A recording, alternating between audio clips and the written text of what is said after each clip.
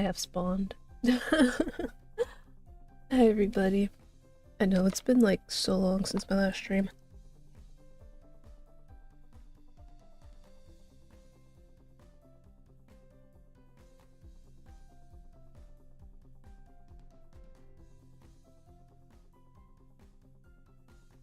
It was Tuesday, right? The 31st.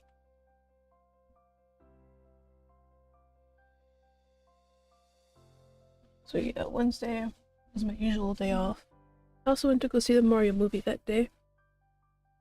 And then Thursday, I was gonna stream, like genuinely I was, but my body was like, fuck you. And so I was like, damn, I can't stream like this.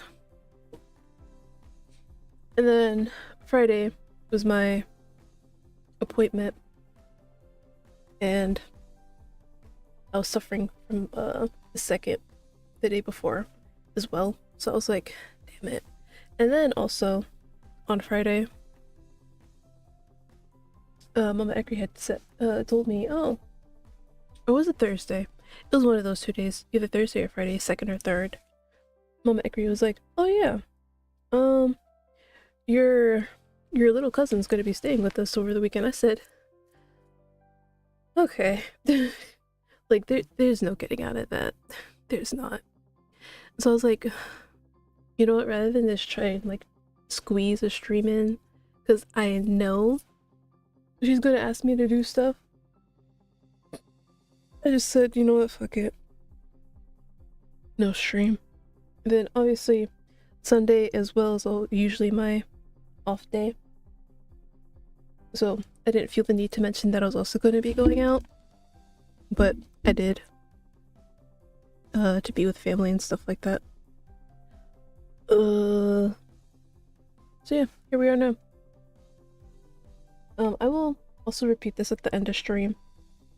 The upcoming the announcements for the upcoming week. I mean, not the whole reasons why I didn't stream until now. So, I will not be streaming the 9th. Or if I do manage to get home at a reasonable time, it may just be a Yap stream. But most likely it won't be a stream.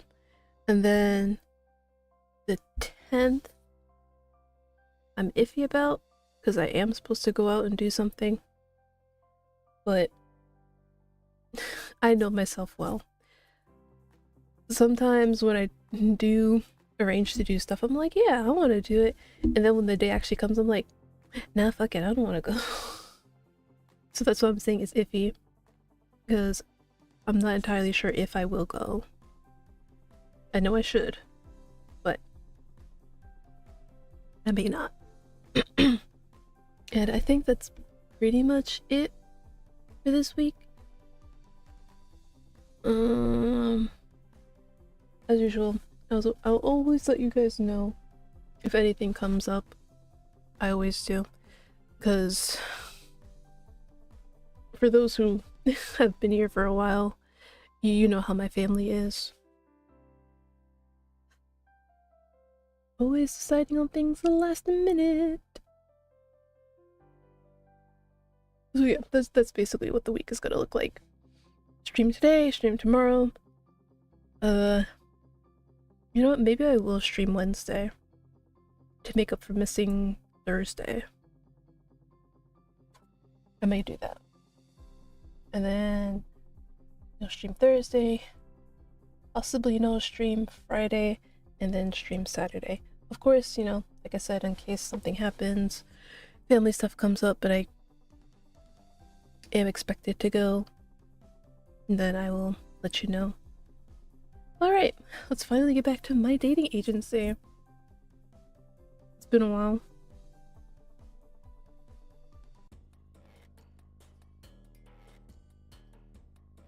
Today is Tuesday. We're meeting a new client today. Caspian has been unlocked. Who the fuck is Caspian? This must be the guy I never got. Because I did mention that I played this before. But when I got a new client, it was the girl you saw in the main menu. Hold on, not her, not him. She'll show up. I got her, so I'm guessing this is Caspian.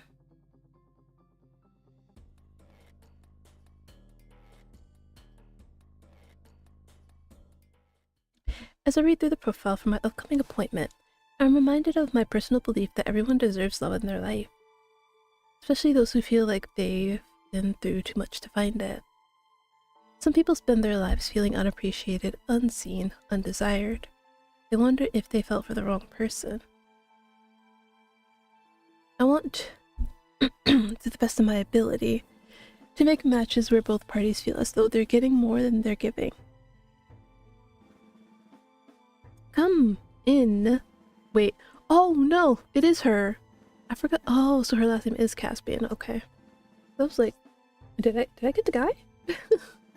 But no, I did get her again. Okay. Come in, Miss Caspian. Please take a seat. As I gleefully invite my client in, her eccentric style comes through right away. Her clothes, her hair, and even her demeanor all compete for my attention. She certainly doesn't seem to be shy about her sense of style, nor overly concerned with what others think of her. I mean, what others think of her. Lord! You heard that I was doing better. Phew! I made it just in time. Hello, Miss Matchmaker. Please, call me Petty. I'm so glad you made it. Thank you, girlie. How should we get started? I've never been in a matchmaker's office before. It's cozier than I thought it would be. Okay, hold on. I think I need to switch ears. Oh no. But I really don't want to, because if I switch ears, I won't be able to hear the door.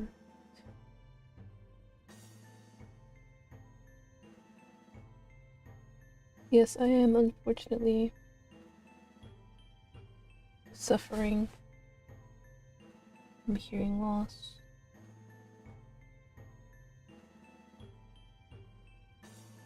I'm assuming it is due to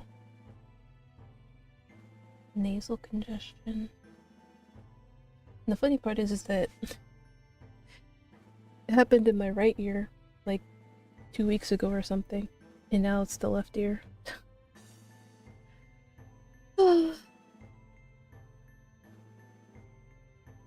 Bro.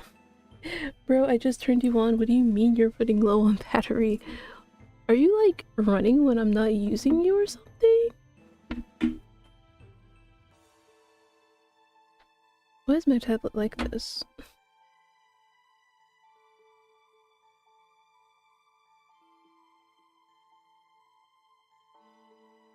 Okay, you guys will just have to bear with me.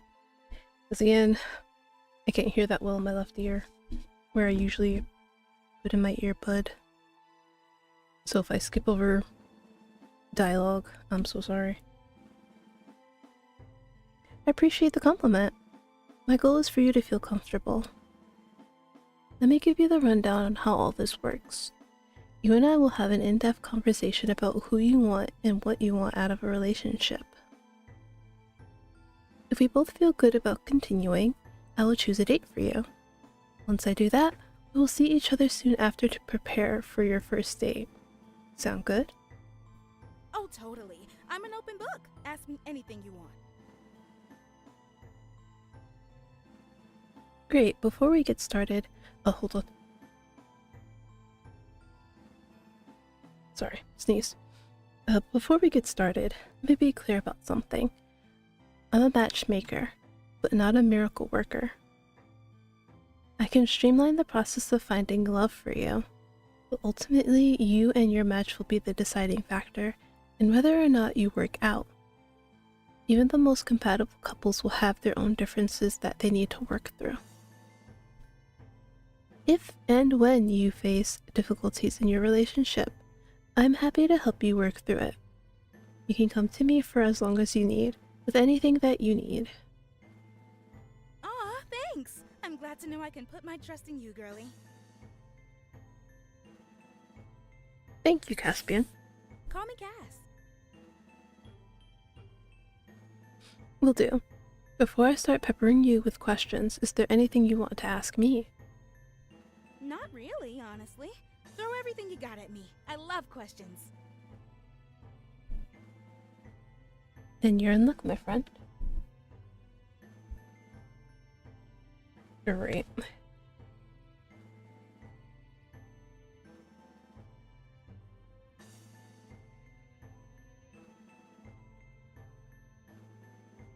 I don't remember what I asked her before.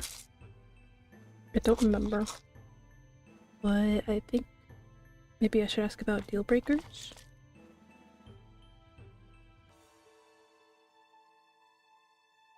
My deal breakers are people who don't respect my style or my taste in music. As you can see, I have my own way of dressing that many people don't appreciate, unfortunately.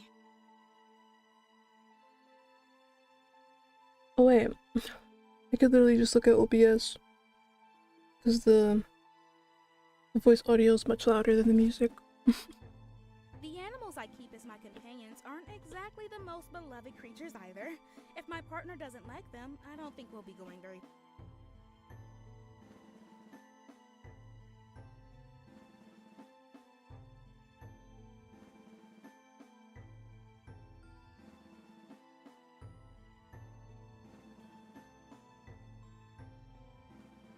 That was a great answer to get us started. Now,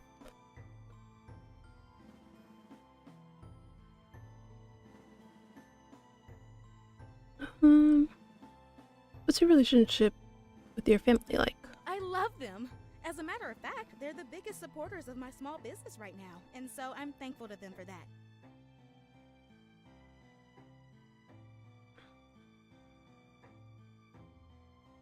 A family that supports you, cares about you, and loves you is such a blessing. I know many that don't have this, and my heart bleeds for them. At least some people are able to have a found family, you know? No one has to stay alone.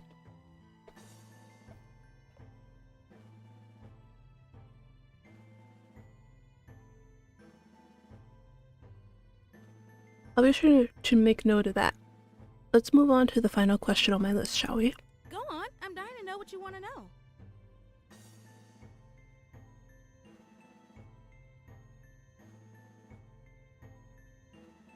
Where do you see yourself in 5 years? Man. Ultimately, I want to settle down with a family and adopt children with my partner.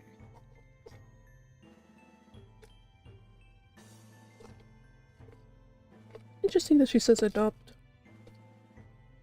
Does she have like a medical issue? Only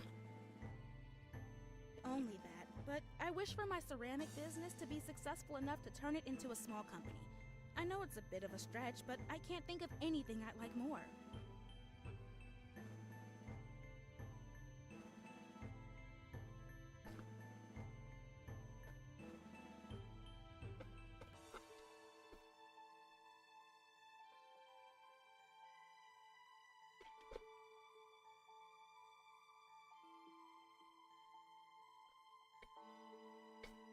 Sorry, just trying to finish my food.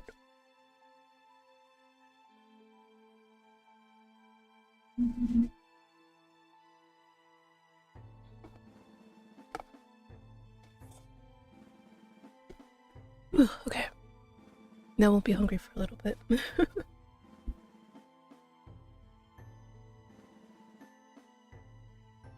I see. Well, thanks for taking the time to answer my questions so thoughtfully and thoroughly. I think this is enough for today. Hey, earlier you asked if I had any questions, and, well, there is one thing that's been on my mind a lot.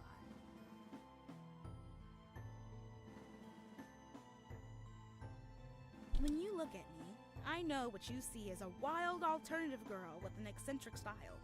I know I probably don't come across that smart.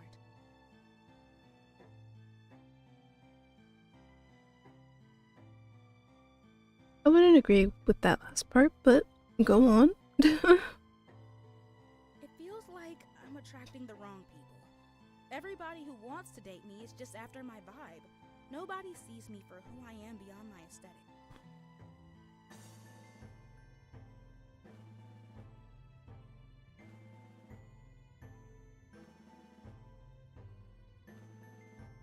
Honestly, it's a bit heartbreaking sometimes. Do you truly think there's somebody who wants to get to know what's under the surface?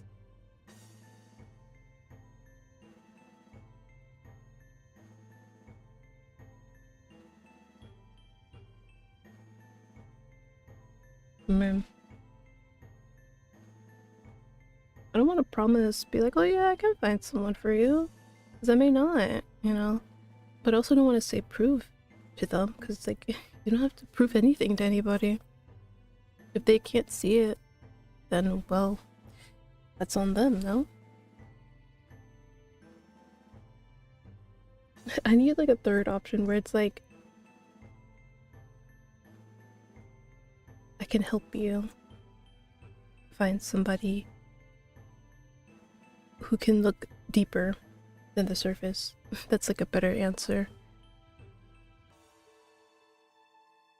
Guess I'll go with the first one, because again, you don't really need to prove yourself to anybody. I want someone who loves you for you. Cass, this is exactly what you'd be hiring me to find, and I absolutely believe it's possible. Though I encourage attraction, it's one component of a relationship, and it's certainly not enough to grant long-term success and stability. I would find you much more than that. Thank you so much. I knew I was right to come here.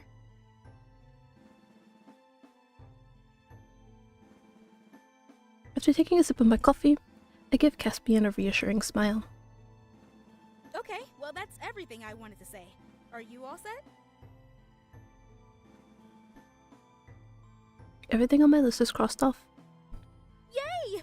I can't wait to meet you again for our next meeting. Thank you so much for spending your time with me. You know what I could do? I could blast my audio. Maybe then I'll be able to hear. It was my pleasure, Cass. You've been wonderful. Aw, I appreciate you saying something so sweet. I have to get back now. Toodaloo! As Caspian leaves, I spot Atlas bidding her farewell. He notices my gaze. Too wild for you? I wouldn't say that. She's nothing I can't handle. Does that mean you want to take her on as a client?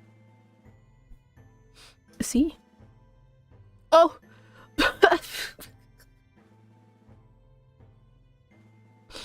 That was a mistake. Thank God I could scroll back. I genuinely did not mean to, like, deny her. Me saying yes and then clicking no. All right. Oh shit, I didn't I'll reach read. out to her to schedule your next meeting.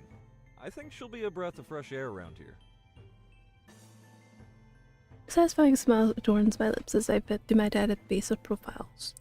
Occasionally I glanced at my notes from my meeting with Caspian. After some deliberation, I've narrowed it down. So we have Josephine, who is a musician. Just a wandering soul looking for someone to call home. A vegan's life for me. Music is my life, music is my joy, music is what I live for. Let's be black sheep together. Nam. Game developer. I turn my experiences into games one line of code at a time. Nothing is as beautiful as creating from scratch. Being in my nature is the best way to unwind. Animal lover, the weirder the better. You, content creator. Let's walk and talk until we forget where we are. Cosplay is my passion. Let's bring your favorite character to life. So into green living that my thumbs change color. Blonde nerd, adorer of nature, wildlife advocate. I feel like the last time I picked Nam for her,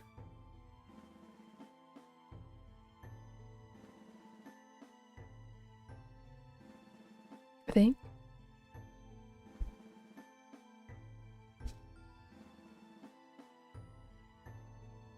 Maybe I'll go with you. Yeah. After choosing Cass's match, I breathe a sigh of relief and gulp down the last of my coffee. I think I have time to grab another cup before starting on the rest of my tasks for the day.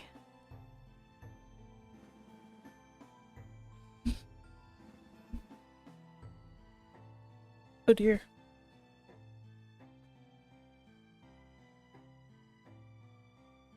I almost started singing, god damn it.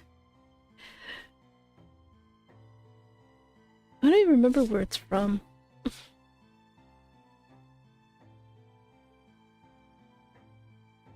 But like part of the song goes still. A deer. A female deer. And then like I just literally remember nothing after that. Just deal with deer, female deer.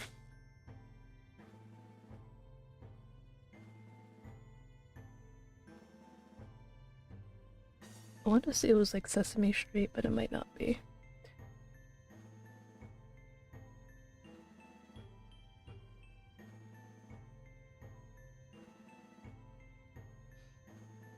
But today is Wednesday. I have a meeting scheduled with Rachel today.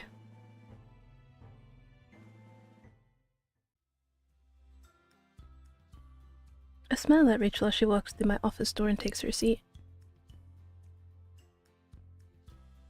It's great to see you again. I'm thrilled to be working together. I feel the same way. Thanks for taking me on as a client. So, I've gone through my database and chosen a man for you. Let me share a bit about him and then we can get into discussing first date logistics and addressing any concerns you may have. Oh, how exciting! A week ago, I was single. A week from now, I might have met the love of my life. I would love for that to be the case. Your date is with a man named Graham. He's a professional writer who recently turned 30. A writer? That's amazing! I would love to find out more about the sorts of things he writes. Maybe he could even take a look at a draft of my novel. I know that's not much to go on, but I found that sharing too much information before meeting in person tends to make things more awkward, not less. Nothing can substitute natural conversation and organic discovery. I understand, but I'm so curious. When is the date going to happen? I've talked with your match, and we can schedule it for this weekend provided that you're free. Yes!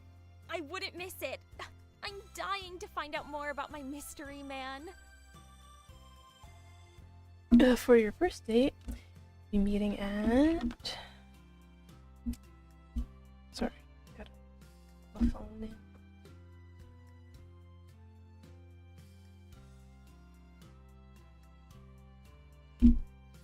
Nice.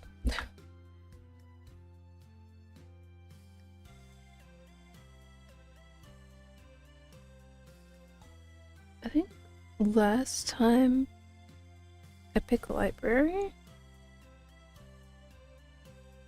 So I think I'll go coffee shop this time. I've chosen a very cozy cafe with an extensive drink menu and light food options. The ambiance is lovely, and there's live music at select times on the weekends. That sounds absolutely perfect. I couldn't imagine a better first date. Thank you. I love your enthusiasm. I'll send you both the location and some options for the time later today. The two of you will arrive separately for your first date. After this, I leave it up to you to determine when you feel comfortable sharing your home address. Do you have any advice for when that should be? I never know how soon is too soon to invite a guy over. The general advice I give to young women is to keep dates public until you feel ready for the possibility of sexual intimacy. I find this particularly helpful for women who have a more agreeable temperament. Things can escalate quickly behind closed doors, and for some women, it's very hard to voice their concerns in the heat of the moment. What if it's a long time before I feel ready? Will I scare off guys this way?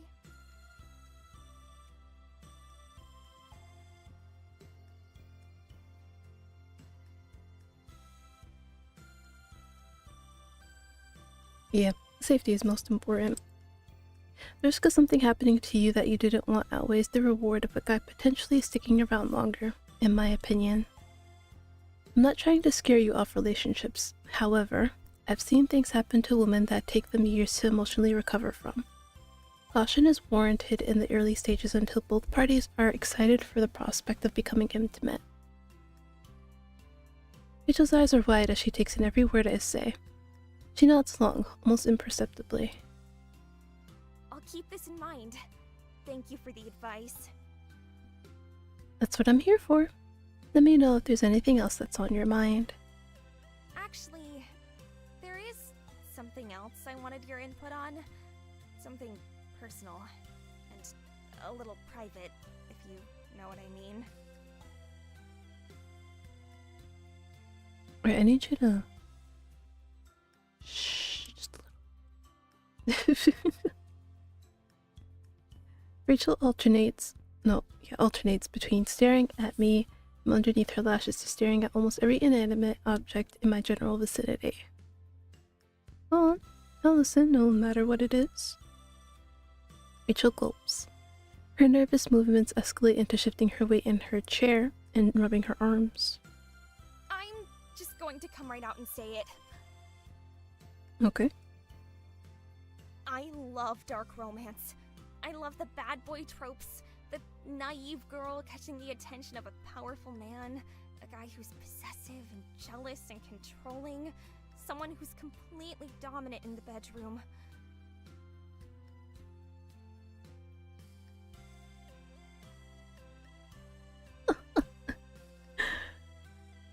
Oh my god. I mean, hey, more power to her.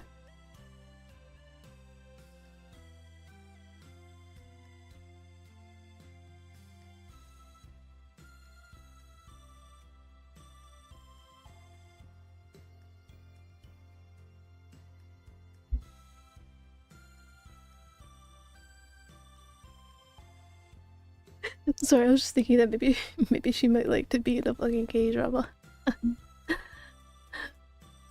Because that's really what K-dramas are. Is not necessarily bad boy, but they usually are men with power. They do get very possessive and jealous.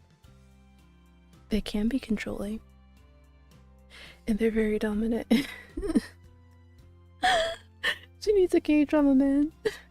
I'm not saying I actually want a relationship that's like that all the time, but I've had these fantasies for years now, and I'm tired of only getting to live them out in my head or on a page.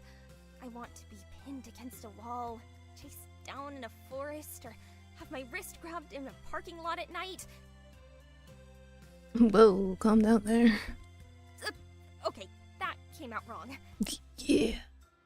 She takes deep breaths until her visible signs of agitation have ceased. What I'm trying to say is, I want to roleplay weird stuff. I want to share my wildest fantasies and have a partner that's on board with bringing them to life. I don't expect to like everything I've daydreamed about in the past decade, but I want to experiment.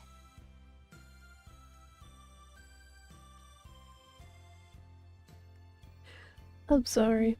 I was just listening to the voice acting and just suddenly I hear like very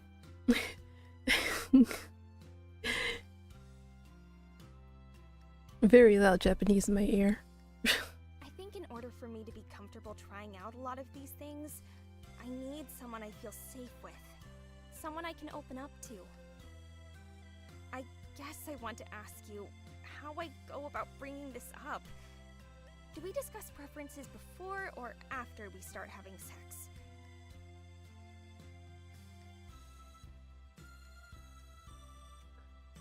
Before? Why would you discuss it after? Because if that's something that you eventually want to do, you want to be upfront about it, be like, hey, I'm into this kind of stuff. And if you're not, then, I mean, shit. You know? Or is this something I should just keep to myself? Maybe these kinds of fantasies should stay locked up in stories and thoughts. It's just disappointing thinking about a whole aspect of my life I wouldn't be able to share. No, it's important to be honest. I wouldn't encourage anyone to keep a part of themselves under wraps forever. When you feel like there's something dear to your heart that's so bad it's unspeakable, it can be really damaging to your self-image. Regardless of the result, I don't recommend keeping this to yourself. It's so hard to build a close connection with someone when you feel like you can't open up to them. As for when the conversation should be had, it varies.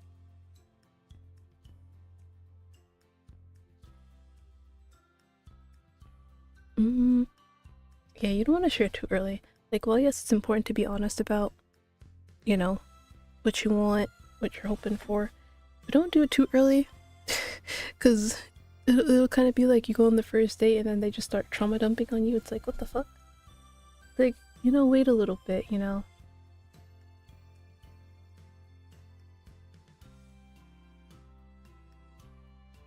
It's like, if you guys are like about to like start doing stuff regularly, you should be like, oh hey, by the way, this is something that I'm into.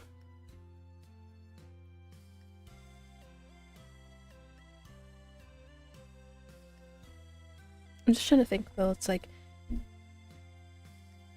is it better to say it after the first time or before the first time?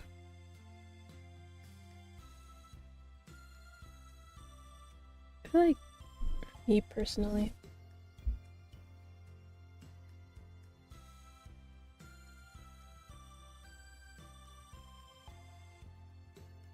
well, I guess either or would be okay.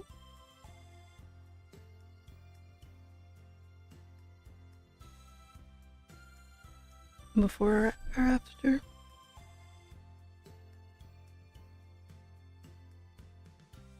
You don't want to share too much too early. Intimate conversations are best had when a bond has started to form and there's trust in the relationship.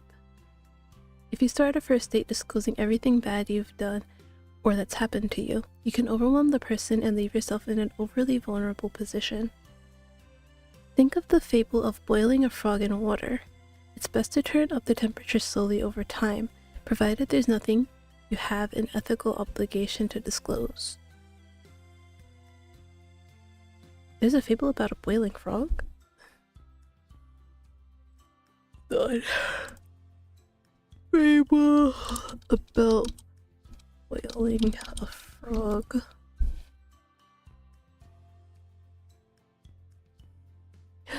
Oh. Okay.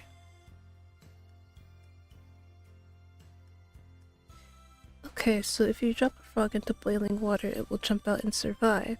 But if you turn up the temperature slowly, it will remain there until it dies. Oh.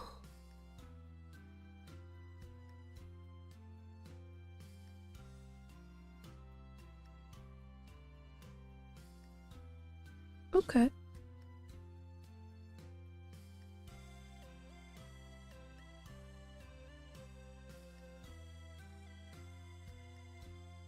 Well, you've definitely given me a lot to think about. I hate the idea of my partner forcing himself to do something for me, but I also want a vibrant sex life that I really enjoy and look forward to. Rachel, you're not alone in this. These concerns are very common, and I'd be happy to go more in detail if these issues start to crop up in your relationship. For now, let's focus on positive thoughts. You have a date this weekend. I'm confident the two of you will hit it off. I want to hear all about it at our next meeting. Oh my goodness! I'll be filling you in on every detail without a doubt. Wish me luck! Good luck, Rachel. I beam at her as she leaves my office. There's a long road ahead of us, but this is a wonderful start. Today is Thursday. I have a meeting scheduled with... I said Zaid, right? Instead of just Zaid. Zaid.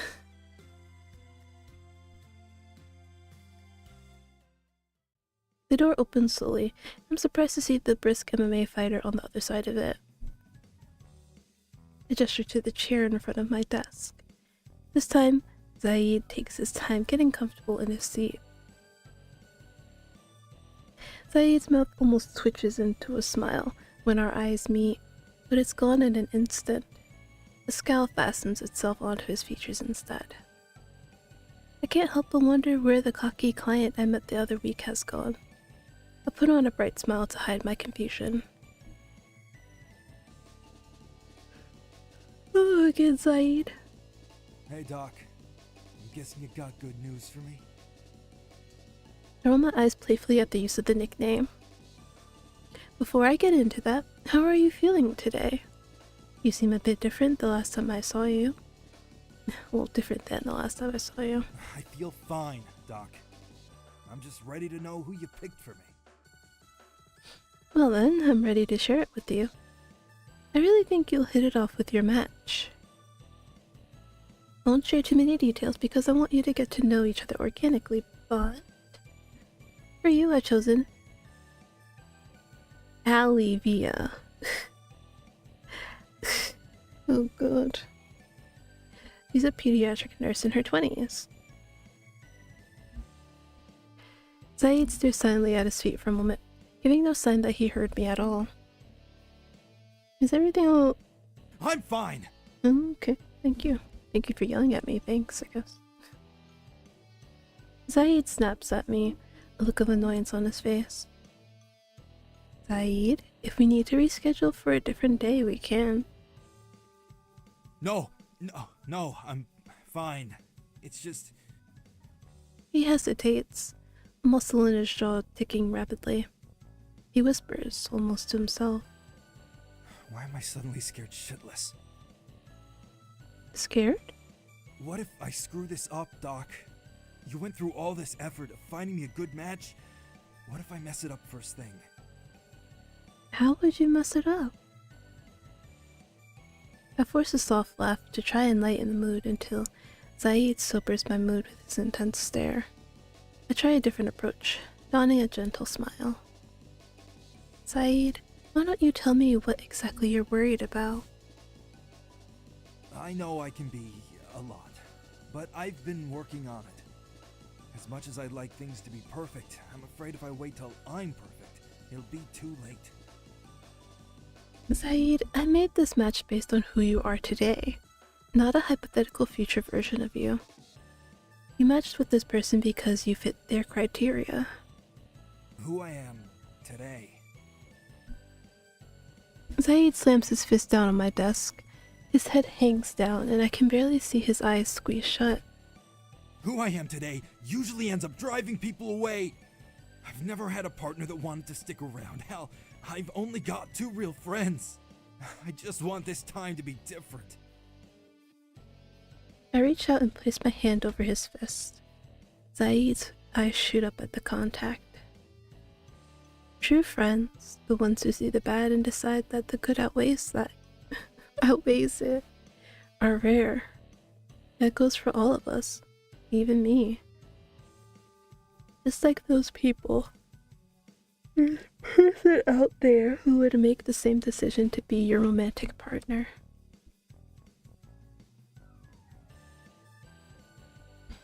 I'm not saying show your worst self off the first date, but to show a version of yourself that's real. Feeling like the person you love only cares for a pretense is the last thing you need. If they don't like you, that's fine. Who needs them? Zaid's features begin to soften. Getting through to him. You're a star, baby. Remember? I laugh as the smile spreads across Zaid's face. The biggest smile I have seen from him to date, including in person and in print. You got me there. Hell yeah, I'm a star. Just like that, he snaps out of it. Zaid's mood shifts completely, and he stares at me with laser focus. Okay, Doc. Besides all my insecurity and shit, got any other first date advice? What happens if I don't like him?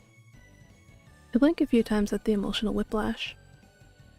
Well, that's a good question. If you're not feeling sparks on your first date... Oh, hello everybody, hello. Welcome in, Raiders. My name is Ekri Vaughn. I am the story-loving Chile. And that means, ooh, my back, oh no, my back. Sorry. I stretched and my back complained. But yeah, story-loving meaning story-driven games that could be visual novels as you see here. JRPGs, RPGs, adventure. If like stories like part of like the driving focus. But yeah, if you guys gotta like raid and run, by all means go ahead. But if not, I hope you guys can sit back, relax, and enjoy me helping these people find romantic partners. I was expecting you to turn huge. It's because I leaned forward, that's why. Yeah, when I lean forward, I get bigger.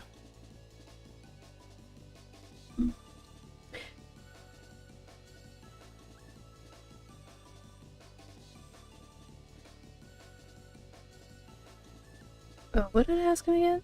Oh, not feeling a spark, right?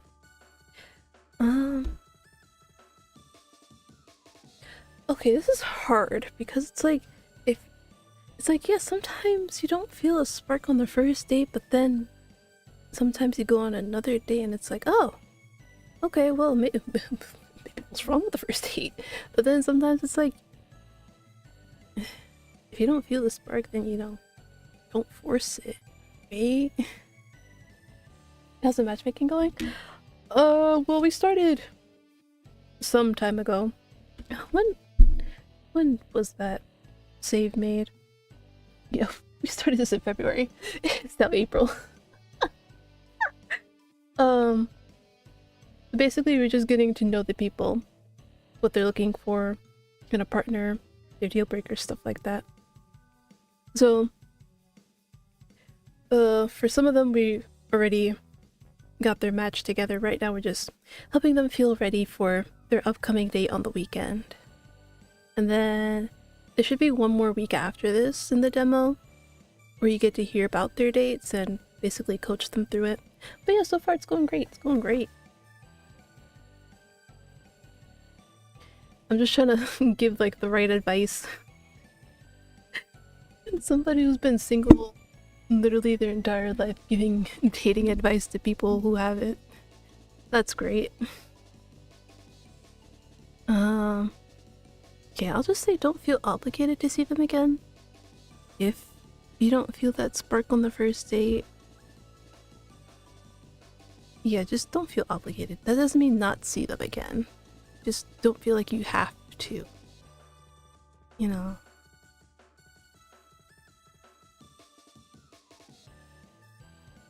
I was thinking this guy looked familiar to me, and then I realized he looks like Baki. Hanma, but with red hair.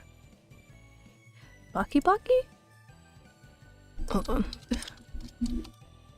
Oh, Baki. Like, just making sure when you said Baki, you meant Baki.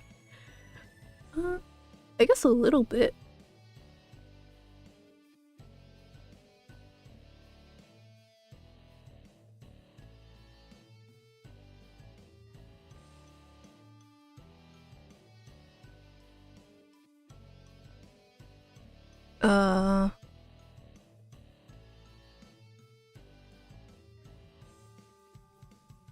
Hold on.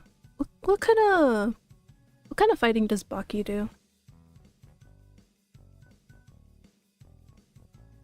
Because this guy here, again, I don't know if it's Zaid or Zaid. I just say Zaid to make it sound like an actual name.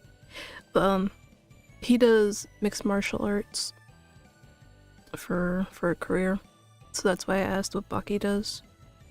Because then it'd also be kind of closer if he also does mixed martial arts.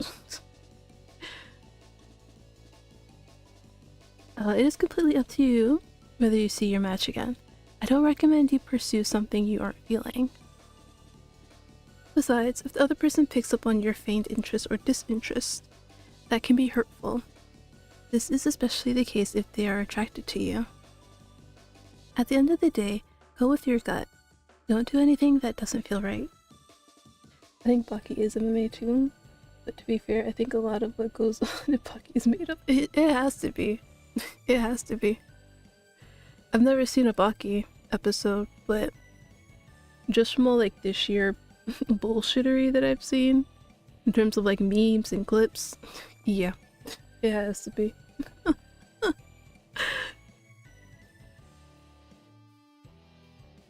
Doc, I know this is only our second time meeting up, but do you really think I'm gonna do anything I don't want to do? Oh god. You might.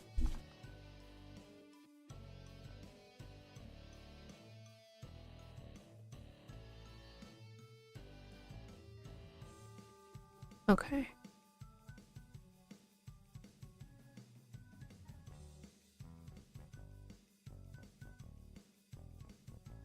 I was making sure my audio didn't like cut out or something. I'm like, why can't I hear anything?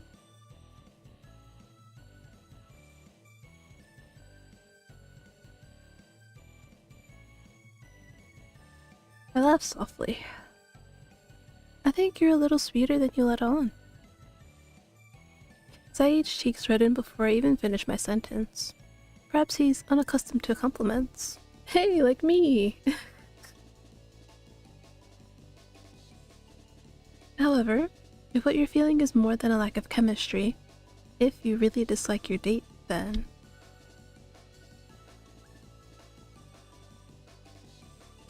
Oh.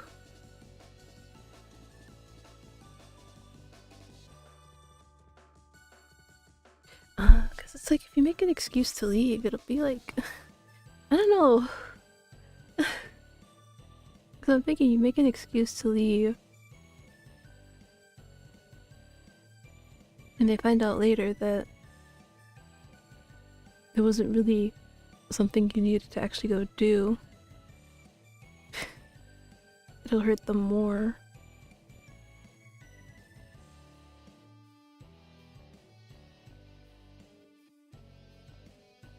But there's no winning here. There really is no winning. You end it swiftly, they get offended. You make an excuse to leave, you're just delaying them getting offended. Oh god. I guess just rip the band-aid off instead of like taking your time with it.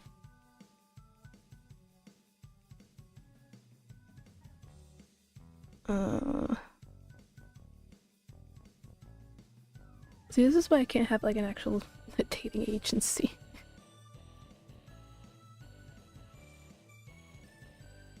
Okay, end things swiftly.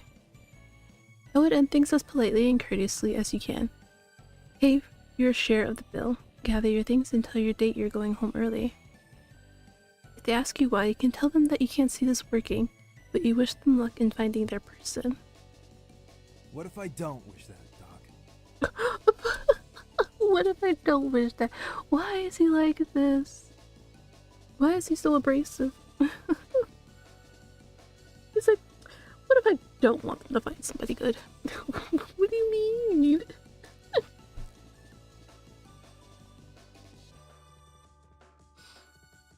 It's crazy. I shrugged my shoulders.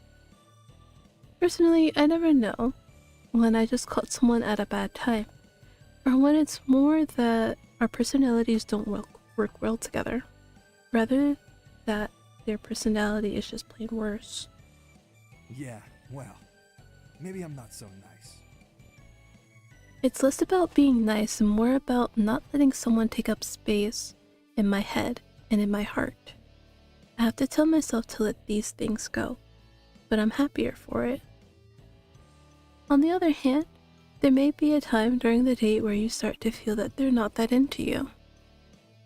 Maybe they become less responsive, or their body language becomes restless, distracted, or closed off. I see Zaid's expression start to waver. I've hit upon a sore spot. A fear. I mean, it's okay if it doesn't work out. It's like, again, it's like, you don't have to force anything. You really shouldn't force anything, actually. Because forcing it just makes both parties unhappy. If they decide to leave early or not pursue a second date, at least it's over with and you have your answer. Oftentimes, we build up these fears in our minds only to find that when something actually goes wrong, we're more resilient than we thought. It's hard not to get to know someone in an hour. It's hard to get to know someone in an hour or two. You can always come back and see me to try again, if you'd like. I wink at Zaid, hoping that he understands that a failed date isn't a huge deal. It definitely wouldn't be so bad to come see you again. Oh my god, is my client flirting with me? Did he just...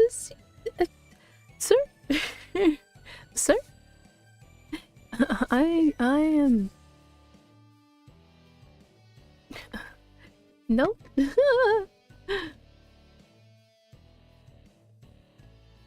I cleared both my throat and my mind. Clapping my hands together as a seg. I've never heard anybody say it just a seg. It's always been like segue. Okay. We move on to something I'm excited to discuss. Now that we have advice out of the way, let's do the fun part. Where do you want to go on your date? Normally, I would take them somewhere they've never been. Since I've never spoken to them, I'm not sure where they've been before, what they like. You got any advice about this one too, Doc? I think for a moment. There's a lot going on around town right now. What if you went to...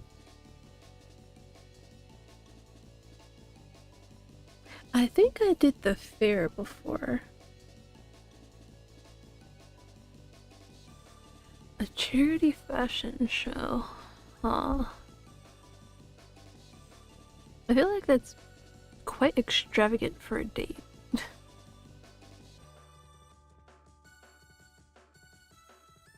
Yeah, like if somebody took me to a charity fashion show as a first date, I'd be like, first of all, how'd you know I like fashion? Second of all, why? It's like, you know, I prefer something low-key. I don't have to sit there and judge fashion. You could win her a prize and buy her funnel cake. Plus, I bet you're a hoot at the strongman game. I snicker, imagining Zaid hitting the target with the over-large hammer and going into a frenzy when he doesn't strike the bell at the top. Actually, maybe don't do that one. Zaid makes a face at me, showing me that he just had the exact same thought. At least he's self-aware.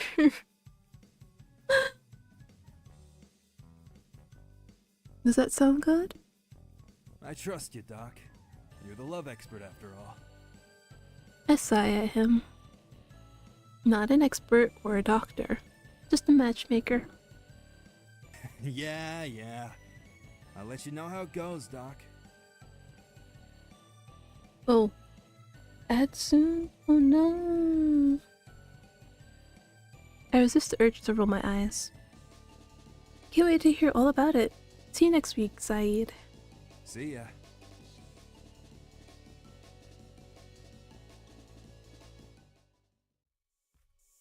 It's crowded inside Old Cove Bistro when I stop in after work, but the smell is just enough to get me in line.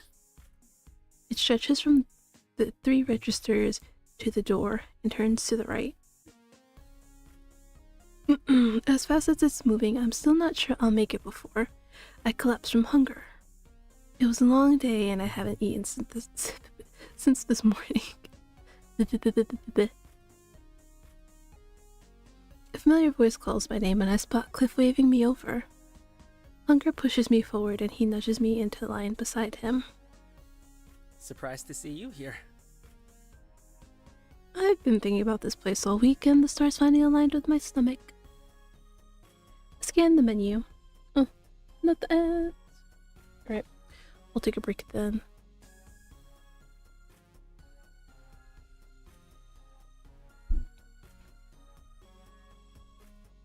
I mean, I like seeing some stuff about Pokopia. I mean, it literally is just like Pokemon Animal Crossing. It literally is. But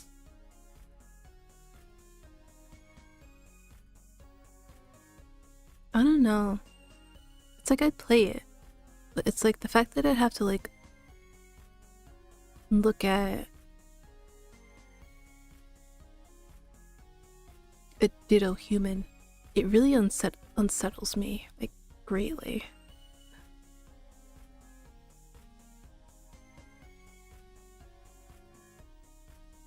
Okay, why is everything... My goddamn PC connecting and disconnecting. What the hell is going on?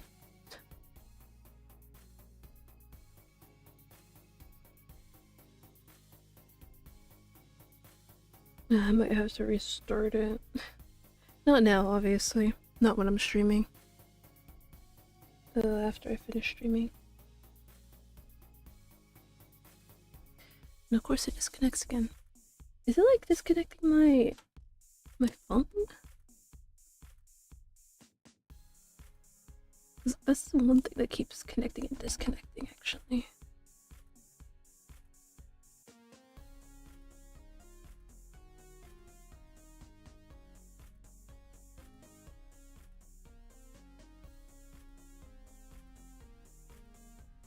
Oh my god, I can't find the whole...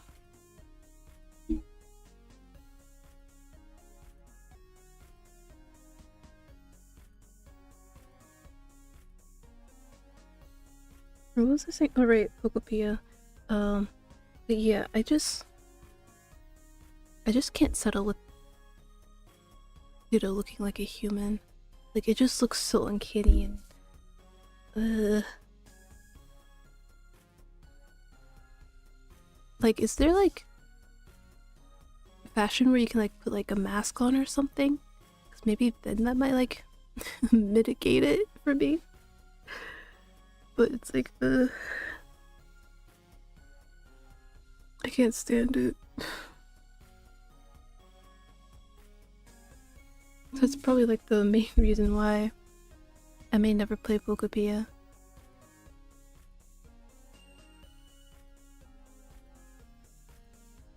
Oh, ads are over. Let's continue then.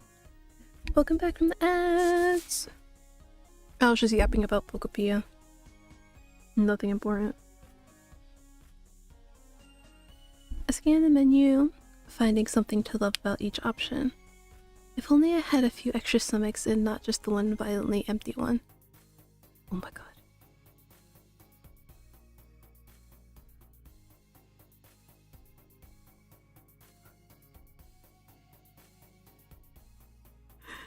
What do you recommend?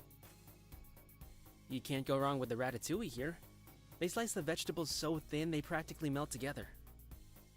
I'm sold. Just remember you have to get a few macarons or you'll spoil the meal. How does not getting dessert spoil a meal? You don't eat them at the same time. I don't make the rules. I am merely your impartial guide on this journey, and I am telling you, you'll regret it. How can I say no to my guide? I take out my wallet to pay for my order, and Cliff nudges my hand away from the register. I can't let you pay, Cliff. If you pay, they'll know I let you cut the line and there'll be a riot. You can pay me back later, but I have to pay now for the safety of everyone here. I stare at him skeptically until I hear a throat clear behind us. A man is staring pointedly at his watch. Once again, I'll have to defer to your judgment. I appreciate your trust. Would you like to find a table? Are we eating together? Oof. What happened to my throat right there? Safety in numbers. Cliff shoos me out of this line toward the massive tables. Most of them are already taken, but in a stroke of good luck, I managed to grab a table as the small group leaves. I received a nod of approval from Cliff when he shows up with a number on a stick that will show the waiter where to bring our food. Nice job. I'm a seasoned table chooser. And a budding restaurant chooser. I'm glad you got a chance to try this place out. So am I. And bonus points for running into someone I know. I'm not a huge fan of eating alone. Me either. I normally just work or game while I eat, so I have some background noise. Am I interrupting? Calm yourself. I wouldn't have sat down with you if there was something I couldn't put off. The waiter stops by to set our food down in front of us. Immediately, I'm reminded of how hungry I am as the smell of fresh hot food waves over me. What are you waiting for? Dig in. And that is all the encouragement I need.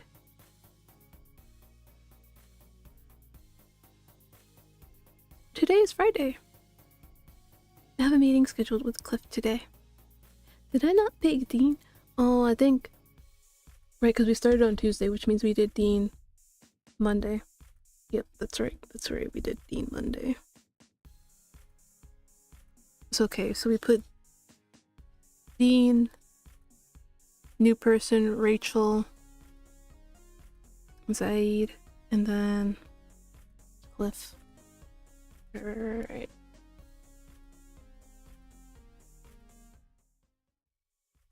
Cliff waltzes into my office with the same calm awkwardness as he first did.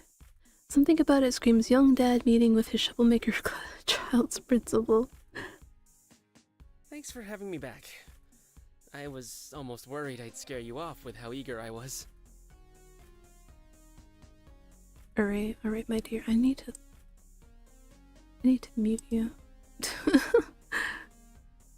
Not at all. Enthusiasm helps keep the entire process moving. I shake the hand he offers me. Are you ready to? I pause, debating if what I'm about to say will be too much. Are you ready to choose your player? I mean your date. Testing out the gamer talk. I like it. Hit me with my mystery woman. You'll be going on a first date with... I'm sorry. Who did I pick? Ileana, I think. Yeah, Ileana. She's a couple years younger than you, but very ambitious and working towards her doctorate. Wow. That takes some real dedication. I'm excited to get to know someone who knows how to invest time in their goals like that. That's all I can tell you for now. You'll have to find out more in person. I've gotten to know plenty of people through a screen, and I can tell you that in person is always more accurate. Exactly. You can't discount all the personality that shines through the body language. So when do I meet her?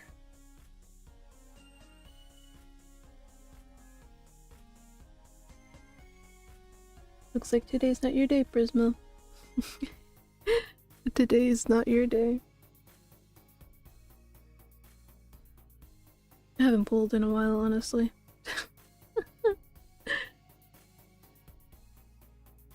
It's always my day. I get to see your stream. I meant in terms of like the TCG. That's sweet. Thank you, Prisma. I'm glad I make your days better. That is what I'm here for.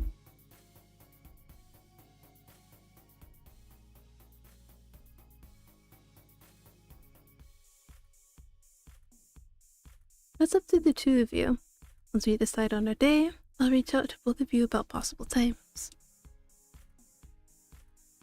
Cliff's smile falters, and his phone is in his hand. The screen turns on and off as he hits the power button over and over again. Oh yeah, I never pull anything, but it's this when I get here. It's so fun.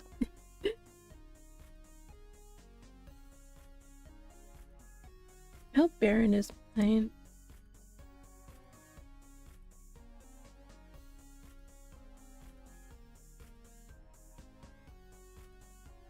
Ow. my knee, my knuckle. Kinda barren. Yeah, a little bit.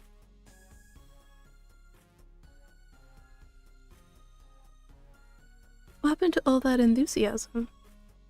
It just feels so much heavier now that she has a name and presumably a face. It's not like they give you a tutorial for every new relationship, do they? I wish I had a tutorial for like relationships, romantic and platonic. I wish. Be like, so how should I treat this person to maximize our friendship? It would make things so much easier. Like, genuinely. Well, no. It's not. Well, to some people it is, unfortunately. Love being a game.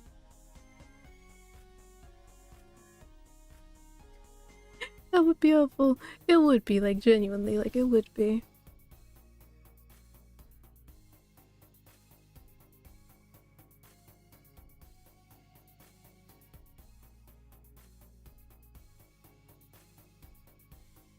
Relationships aren't exactly a game, are they? Of course not. He waves his hands in front of him. If it were a game, there'd be a predetermined path I could follow. He clears his throat and adjusts his glasses. Sorry. Yes. Not a game.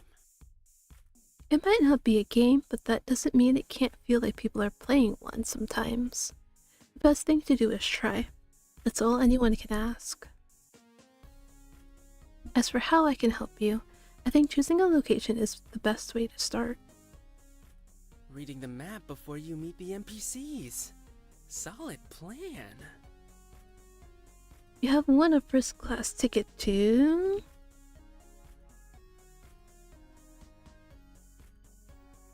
a bistro, obviously.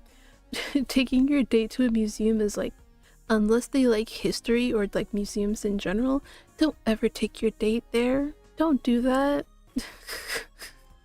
It'd be like, do you hate your date? Like, imagine going up to your date being like, hey, I'm taking us to the museum today. You'd be lucky if they don't walk away.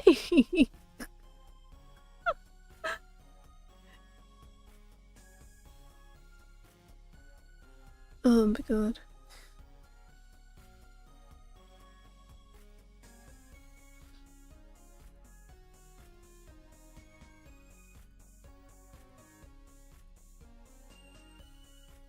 Okay, now that I'm calm.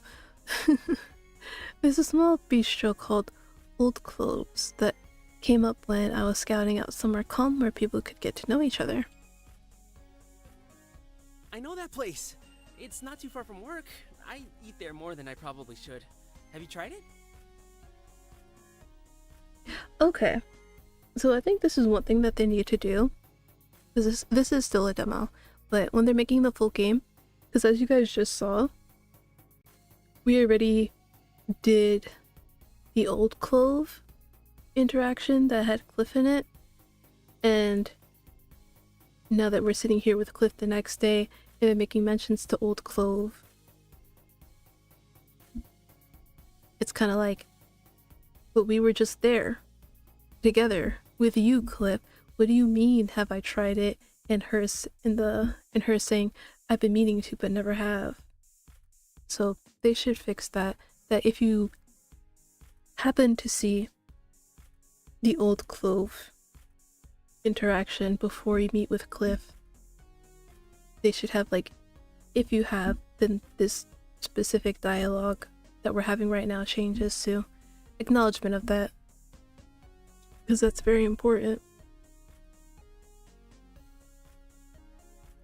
Oh gosh. I keep meaning to, but timing never works out. Maybe one day. It's sort of crazy to think this is actually happening. As if having an actual place to meet changed it all. Having a physical location in the real world can absolutely take things from theory to real very quickly. It's exciting, isn't it? Exciting and terrifying. Now that it's really happening, all I can think about is what I might do that could mess it all up. What happens if she sees me and just walks right out? I can't say that isn't gonna happen, because I feel like some people do that. That's the unfortunate part. They see you, realize that you're the date, and they're like, yeah, no. No, thank you. Oh, that's so bad. The worst she can say is no, literally. Like, there are tons of worse things that, not even just like a woman, but like just people in general, there are worse things that they can do than just say no. They could laugh at you, post like their rejection of you on social media. They could walk out the door the moment they see you. There's so many worse things than just no. Don't worry about that. Yeah, try not to even think about that, you know? That sort of thing doesn't happen when you've been specifically chosen to go on a date together. I picked you two from dozens of possible combinations because you're compatible. On paper. Exactly. On paper is a good start, and after the date it would be even more obvious. So try not to get too wrapped up in hypotheticals this early on. Take a deep breath and trust the process. It's not the process I don't trust. It's my ability to keep my foot out of my mouth. So far, I've seen you manage that quite well. I'm on my best behavior, but I also don't feel pressured here to be anything more than Cliff. Then that's the same attitude you should take into the date. But you see, Cliff pauses and pushes his glasses up his nose. there's some crazy part of my brain that thinks if I don't tell someone everything about myself up front, then they'll find out about it later and think I was lying about who I was. Rationally, I know that's ridiculous. You're supposed to learn about each other over time because you had a lifetime before them and all that. I know that. But at what point am I meant to start dropping the big bombs? What is that concrete sign that I'm not keeping things from them and that I won't scare them away when I mention my dislike for all things tomato? Yeah, there's never gonna be a perfect time. I'm sorry. I wish I could say there is, but no.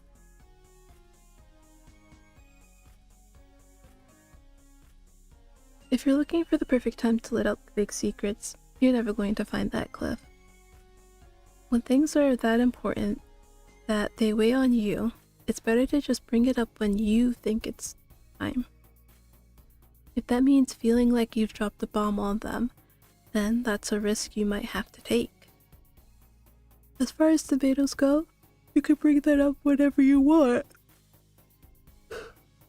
People get weirdly up in arms when you say you don't like tomatoes. They sure do. The same thing with like mangoes and melon. They're like, what? You don't like that? Oh, and coconut too. I've never noticed that. On a scale of 1 to 10, I'd rate dislike of tomatoes on the low end. Maybe you could use that as your practice admission and see how it goes. Solid plan. I really wouldn't worry too much about all this on the first date.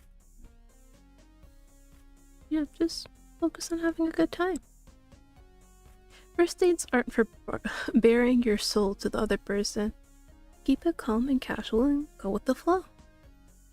The idea here is to get a feel for each other and see if you want to go further.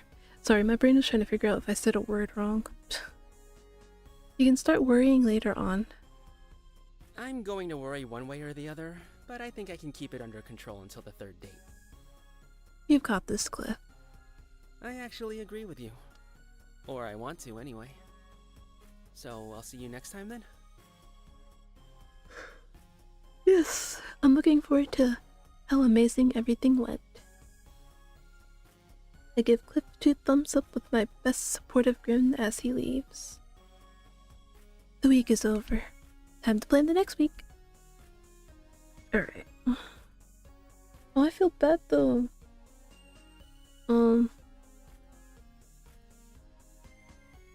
Ollie wanted to see more of Dean, but he's not here. I mean, he says he lurks, but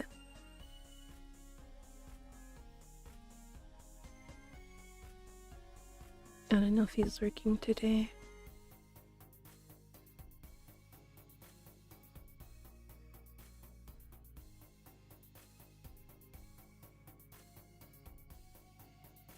I hope so.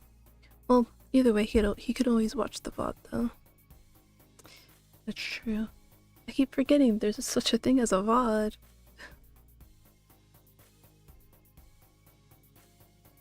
Okay, today is Monday. I have a meeting scheduled with Dean today.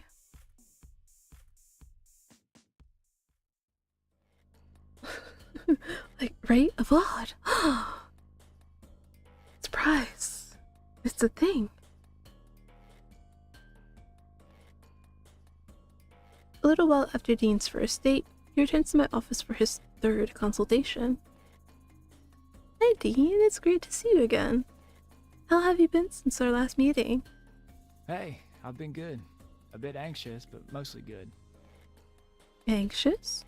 Why is that? He looks a bit hesitant, as if unsure whether to share his thoughts. It's stupid, really. I give him an encouraging smile, wanting him to feel comfortable. If it's bothering you, it's important to me. What's been on your mind? Well, while I was waiting for my date, I started thinking. What if she turns out to be the one? I mean, if things go really well, I might have to change my RSVP to add a +1 in time for my sister's wedding. What if I introduce her to my sister doesn't like her? Or if she doesn't like my sister? Would it be too awkward to bring her to the wedding? Would it start a fight if I uninvited her?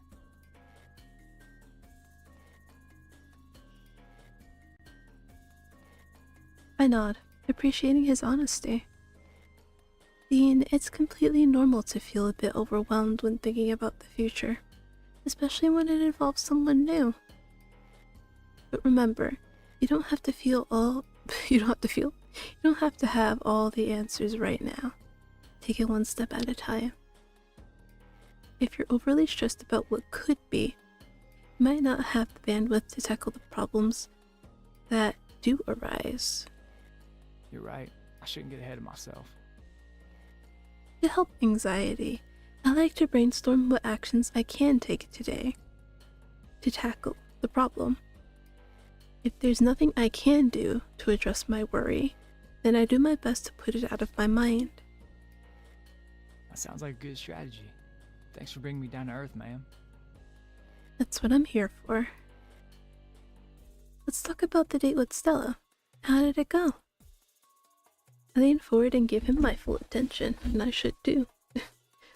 Eesh. Oh, my leg. My leg.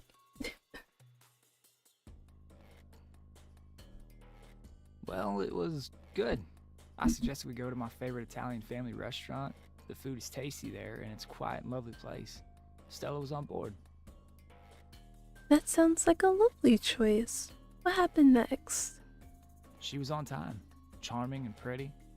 Stella came straight from work, still in her professional attire, which made her look even more impressive. Oh, I love Dean.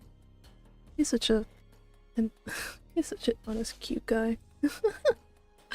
At first we talked about her occupations. As you told me before, she is a real estate agent. I don't know much about that, but she sure was passionate as she described it. Stella Bruce. also took the time to ask me questions about fixing cars and listened attentively, which was kind of her. Oh my god, Ollie, you're just in time for Dean. I was absolutely telling Prisma I feel bad. Because you're about to miss the aftermath of Dean's date.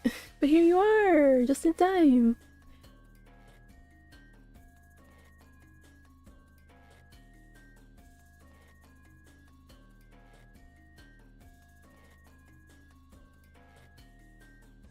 Where's the history? Right here.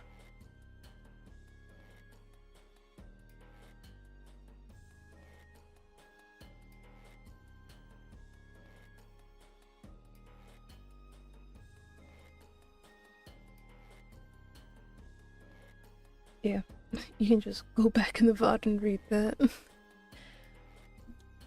Sounds like you both enjoyed the conversation. Yeah, definitely.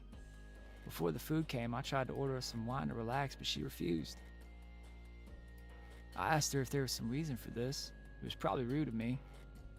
I just don't often meet people who don't drink at all. Then she told me about her past addiction and that she doesn't smoke or drink anymore to avoid relapses. He pauses, his eyes distant as he recalls the conversation. It must have been a significant revelation. How did you respond? I supported her and ordered a soda instead. I'm not much of a drinker myself, just use it to socialize. It was also the right moment to tell her that I have some past as well. She was supportive and we connected over our shared experiences. We shared stories about our struggles and how we worked to overcome them. It was comforting, like we were kindred spirits. It felt good to talk to someone who understood. Oh. Oh. I want to give him a hug. That was wonderful, Dean. How did the rest of the day go? We discussed our plans for life. We both want a family, which feels promising. But when it came time to talking about children, she said she needed to tell me something important. Years of addiction led to her contracting HIV. That's a lot to take in. How did you feel about that? The date was great and I felt a connection. But the fact that she has health issues that could affect me or our potential children frightened me. It's not that I don't like her, it's just that I'm scared. I've never dealt with something like this before. It's understandable to feel that way, Dean. Health issues can be daunting. Ooh, my eye.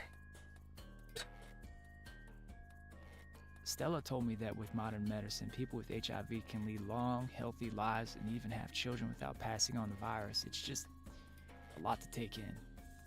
Feels like it would always be on our minds. Would you say you like Stella enough to give it a try? Look at Dean, his expression thoughtful and a bit uncertain. I'm not sure, to be honest. Stella's amazing, but I don't know if this relationship has a future. What makes you feel that way? Dean sighs, rubbing the back of his neck as he tries to articulate his thoughts. What the fuck are you sending in the Discord, Prismo? Interrupting my stream like this? Oh my god, what's going on?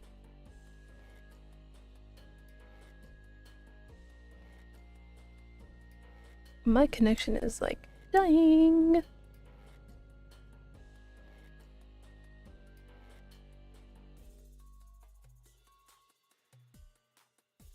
Ugh.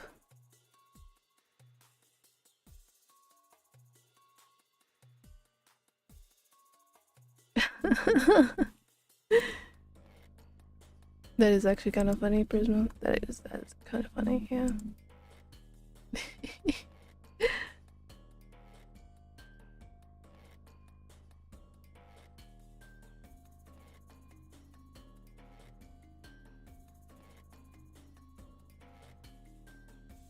Are we good though? Because I saw that I disconnected and reconnected.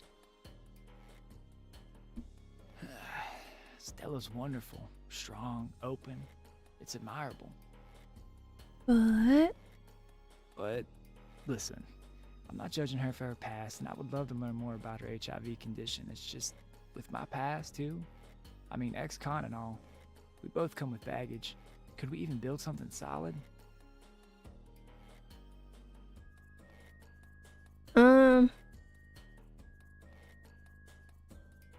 Find a matching baggage, carry it together.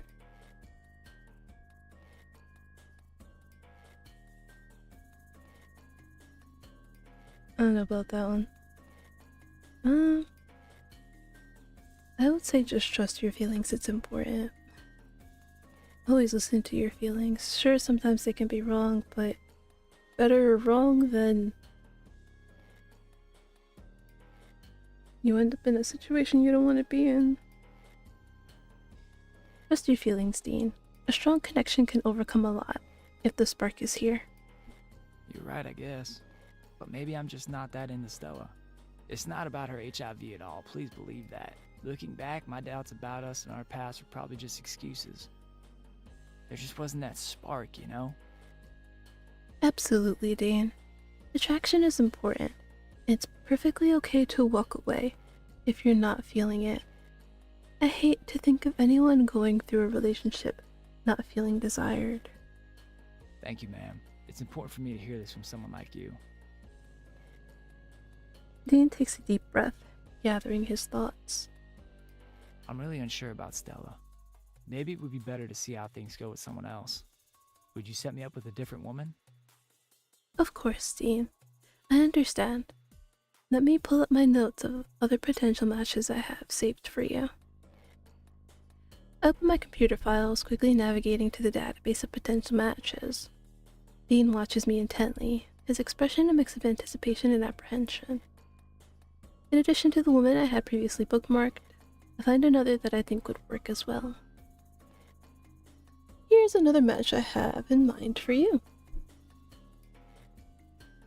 Lila, bartender with passion for automobiles. Olivia, nurse who wants to start a family soon. Candace, single mom and graphic design. I don't know how you'd feel about a single mom. You know what? Let's put him with Lila, bartender, with the passion for automobiles.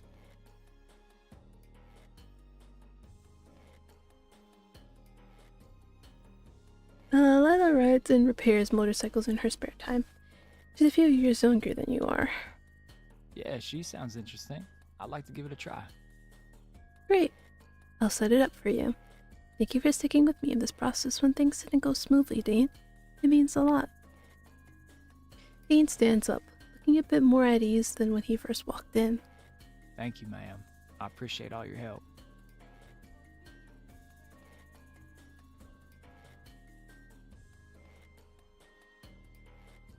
I don't think... That's right, I turned the sound alerts down all the way. Thank you for being a friend. Thank you for that. Hello, Starry. Hello. Welcome in. Hope you're doing well. Good luck, Dean. I'm sure things will work out just fine. He nods and makes his way out the door. I give him a reassuring smile as he leaves. It follows the moment I find myself in my own company. This time, I'll make sure to give Dean proper counsel so that he has faith things can work out. I hate seeing him give up on a budding relationship so easily. Today's Tuesday. Love how we just immediately go to Tuesday.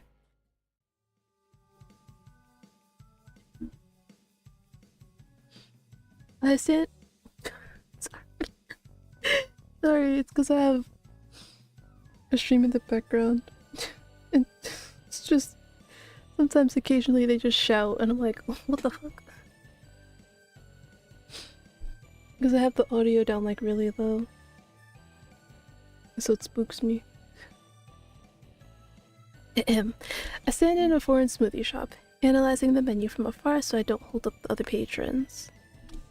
The line of shops isn't part of my typical commute, but after my train was delayed and I was forced to take a different one, I ended up on a different block than usual.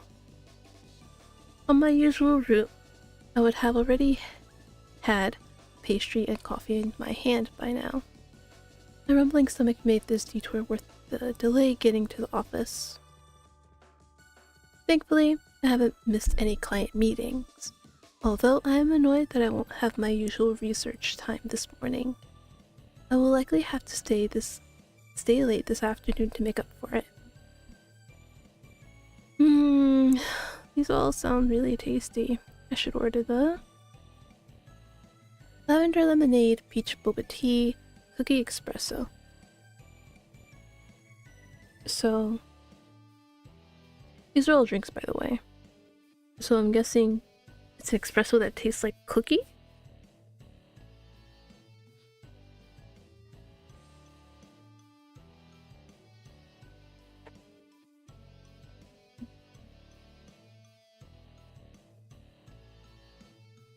I guess.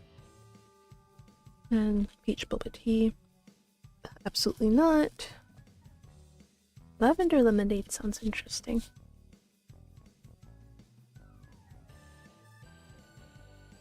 Boba tea, yeah, that does sound good. I haven't had any in a hot minute. Do I have any by me? There's a place that I prefer. Downtown. Oh, look at this. I'm getting off topic.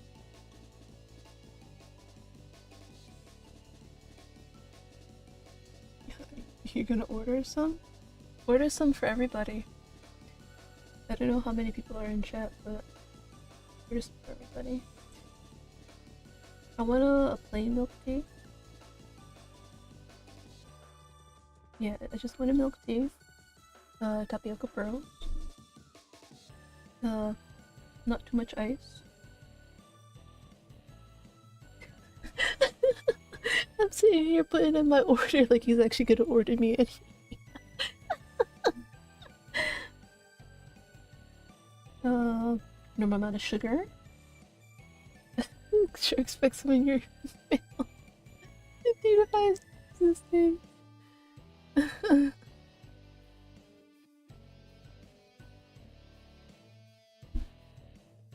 Oh. There is a place close to me. Oh, it's a deli? The hell no. I don't trust a deli to do boba tea right.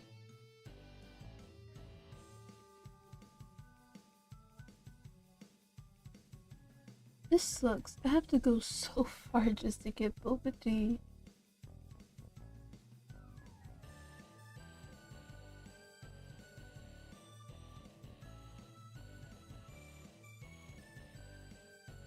You know what? That makes sense. That checks out. Of course it would be there. Okay. It's an 18-minute 18-minute walk. I have to walk for 18 minutes. Okay. So I do have a place near me. It's just I have to walk 18 minutes to it. Criminal, but it is what it is. But yeah, I personally don't like coffee. I don't know. Maybe an espresso that tastes like cookie may taste good. I don't know. I just don't like coffee. And then peach in my boba tea? Hell no. I'm not opposed to trying other flavors, but ever since I had that one brown sugar one, I've never been the same. That brown sugar one really fucked me up. Like, it was good, but it was the more that I drank, the more nauseous it made me. And I think maybe it could have been like because it was so sugary. I'm not sure, but I was not kidding when I told my friend back then, bro, if I keep drinking this, I'm going to puke. I was not kidding. And it was bad because I was also like in class at the time. So I'm like, oh god, I can't keep drinking this. Because I had to like pay attention to class. There we go. Ordered me some udon and boba with a bit of cheesecake for dessert. Look at this man, always eating like a king. And the rest of us have to eat like scraps for dinner and shit.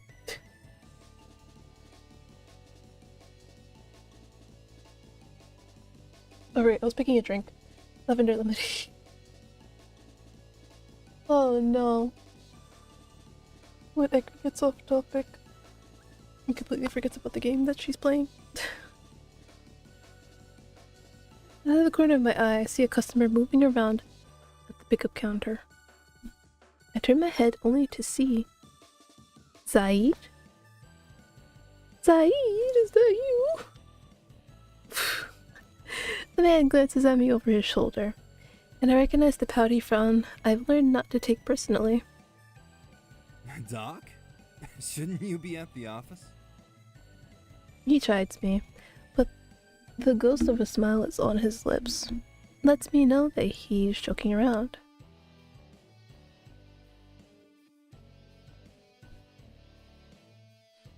It made him so white. I did take a detour since the F train was late. Obviously, I deserve a treat for my hardships. Obviously. What about you? Shouldn't you be, I don't know, punching something? He's so wide. Zaid rolls his eyes at me. This place is just a few blocks from my gym. I like to stop by in the mornings for a protein smoothie. He nods his head toward the drink that the barista just sat on the counter before picking it up. It is a rich green color with seeds sprinkled on top. It looks good. I've never been before. Do you have anything you recommend? So we're just foregoing the lavender lemonade we're getting. Okay. I probably haven't had anything you would enjoy. He rubs at the back of his neck like he feels awkward about not having a recommendation for me. But the lavender lemonade sounds great.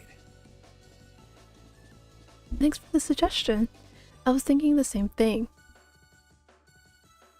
I placed my order at the counter. When I turned back, I was surprised to see he's still there, waiting for me. I had expected him to hurry off to the gym now that he has his drink. Not in a rush this morning?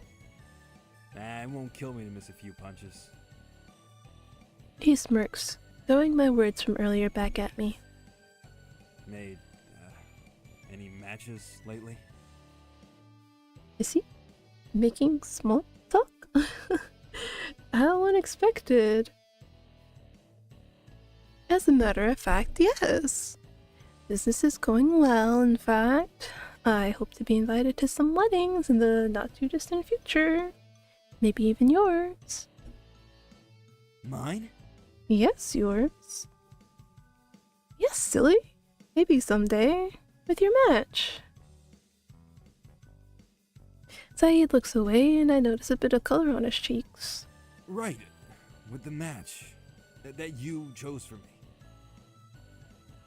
Mm-hmm. Hey, are you not happy with your match? You should have told me. I can work on finding you a new one. No, my match is great. I don't need anybody else. Honest. I breathe a sigh of relief. I must have misinterpreted his tone. Good. Sorry if I overreacted, but it's really important to me that you're happy. It is? I just wanna... Sorry. I can't help it. I want all my clients to be happy. I care about you. And yeah, I care about him, his happiness. But I guess that would also go double for everybody else. I'll just say it. I care about you. Yes, I care about you, Zaid. Of course I want you to be happy. Zaid smiles softly, eyes narrowing like he's trying to puzzle something out. Yeah, Doc. I'm happy with you. With your work, I mean. My attention is pulled from our conversation as my name is called out by a barista holding a light purple concoction. Ah, my eye. How the fuck does stuff keep getting in my eye? I'm just trying to read, man.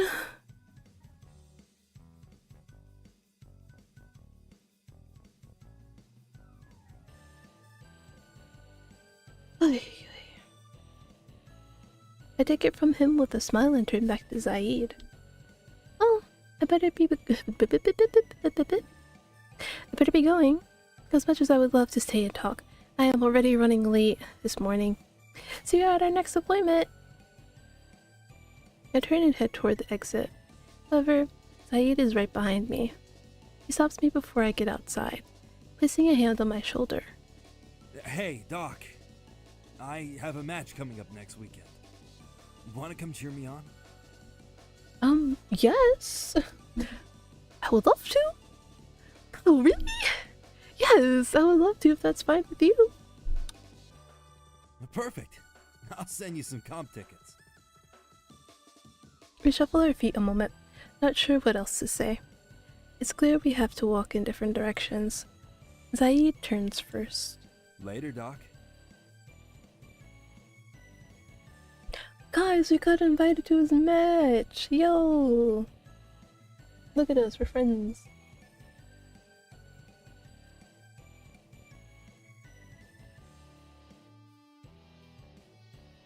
Meeting scheduled with Caspian today. Caspian has arrived. Caspian scoots by Atlas in the doorway with a weak smile. By the time she's seated and staring at me, she's beaming. Have fun, you two. Later, Atlas. I'm so glad to see you again. Girl, how are you? Girl.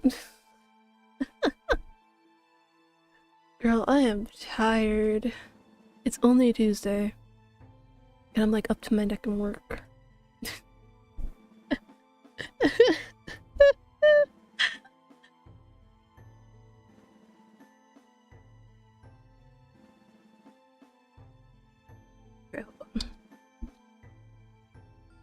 Hold on. Shh. I need you like permanently quiet, okay? I'm excited! I have chosen a date for you that I believe will be a great fit. Let me share the bits about them before I help you get prepared for your date, and then address any concerns you have. Sounds good to me, girl. Hopefully, this will be the first of many dates to come. So, you'll be having a date with you, a non-binary YouTuber who makes craft videos.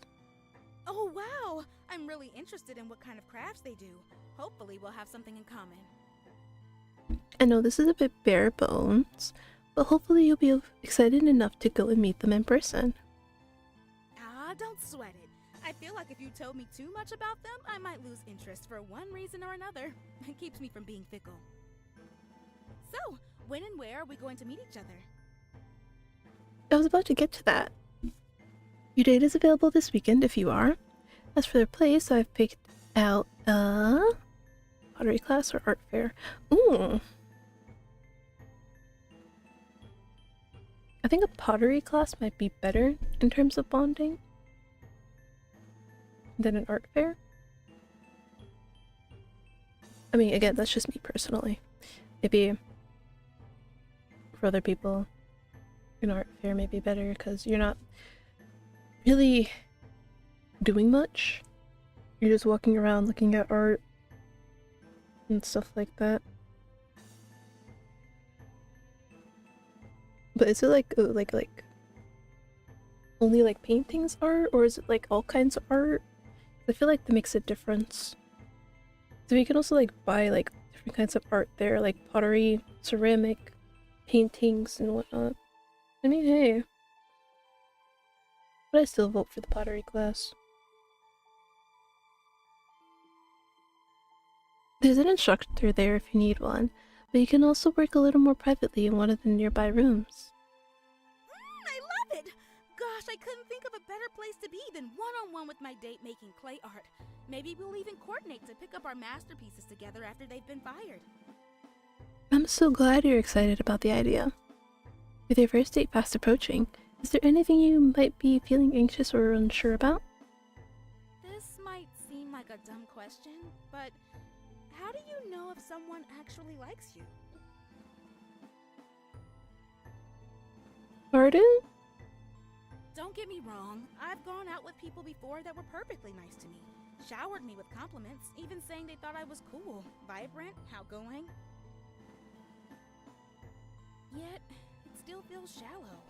I've been craving a real connection, or heck, just for someone to actually ask me a question and listen to my answer. Is that too much to ask? To be treated like a person with thoughts and feelings, rather than an object to flaunt how open-minded or experimental you supposedly are. don't think you're asking for too much. Without an emotional connection, it's hardly a genuine relationship. How do I keep this from happening again? I'm scared.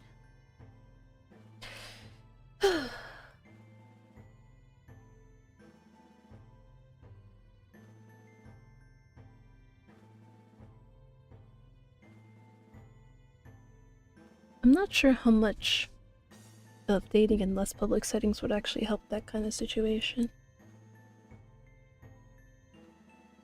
'Cause, I mean, I do understand why you would recommend it, because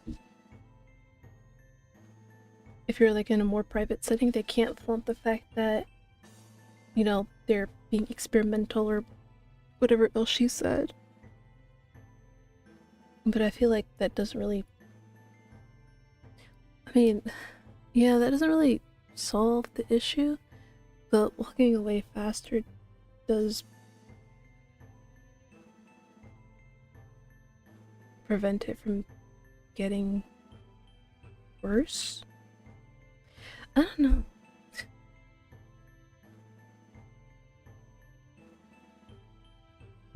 Just walk away faster. Just don't deal with it if you don't have to. You can't make someone care. There's a good chance that trying to prove yourself to someone will only make you feel inadequate. See, that's what I was trying to say earlier. You don't have to prove yourself to no one. I vet the people in my matchmaking database for interests in serious long-term romantic relationships. So I wouldn't expect you to run into the same issues here. If you do, please let me know. That brings me so much comfort. Thank you. Caspian hums in a satisfaction before a light bulb goes off over her head. Oh, but what if I overdo it? Sometimes when the conversation slows down, I feel like it's up to me to get things revving again.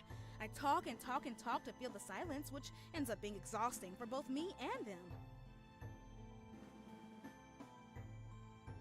I don't mind if they just don't have something they want to contribute right then, but panic overtakes me, and I start to worry that they're losing interest. What if this happens on my date? How should I handle worrying that I've bored them?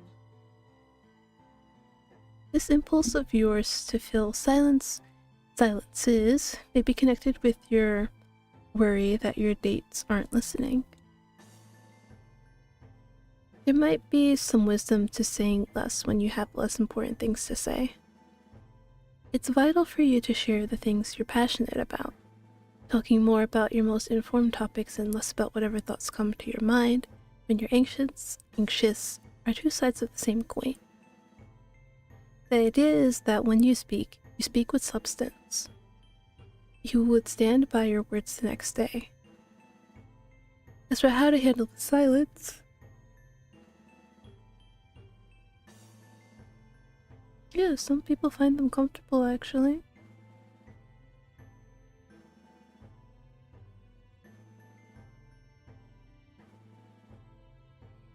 You're likely coming across people more introverted than you. They may find keeping up a conversation to be draining, at least until they get to know you better. I think for some people, they feel content knowing that there's good company 5 feet away if and when they have something to say.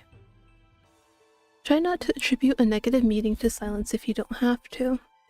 Oftentimes, the thoughts we have about ourselves when we're feeling self-conscious are light years away from what's going on in the other person's head. Huh, I've never thought about it that way. How very interesting. Trust me, I do it all the time. I'm glad I could be of assistance, Cass. I appreciate you coming to meet me today and answer all my questions. No need to thank me. I've had so much fun. I feel like we're such good friends already. If there wasn't a big old desk between us, I would hug you. While looking for a way to circumvent the large wooden furniture, Caspian glances at the clock. Ah! We talked for so long I've completely forgotten about the time. I should really be going now. If I'm not home for their afternoon feeding, I start getting anxious that some of my pets are gonna find a way to eat each other. But please know, I'm very much looking forward to my date. I'm glad to hear it. If you like, feel free to schedule an appointment to come see me after your date. I totally will. See you then, Miss Matchmaker. Today is Wednesday. We have 2 more days after this.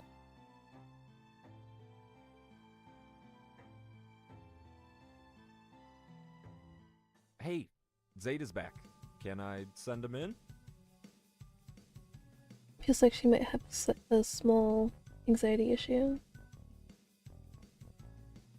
Well, I mean, you heard what people put her through when they get with her. They want to feel like, oh, look at me, I'm dating something exotic. And she also mentioned that, you know, she feels like they don't think she's bright, for lack of better words. They think she, you know, doesn't have smart things to say or knows a lot about things just because of how she is.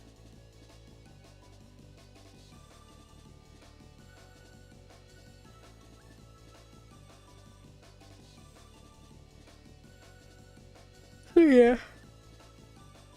Anxiety. But more concerned about how people are viewing her than like anything like confidence wise. Yes, please. Hi, Zaid. Hey, Doc. How's it going today? See any true love's kiss? Not in front of me, but I have faith they're out there. How have you been? I'm excited for your match next week. Oh, you gonna come?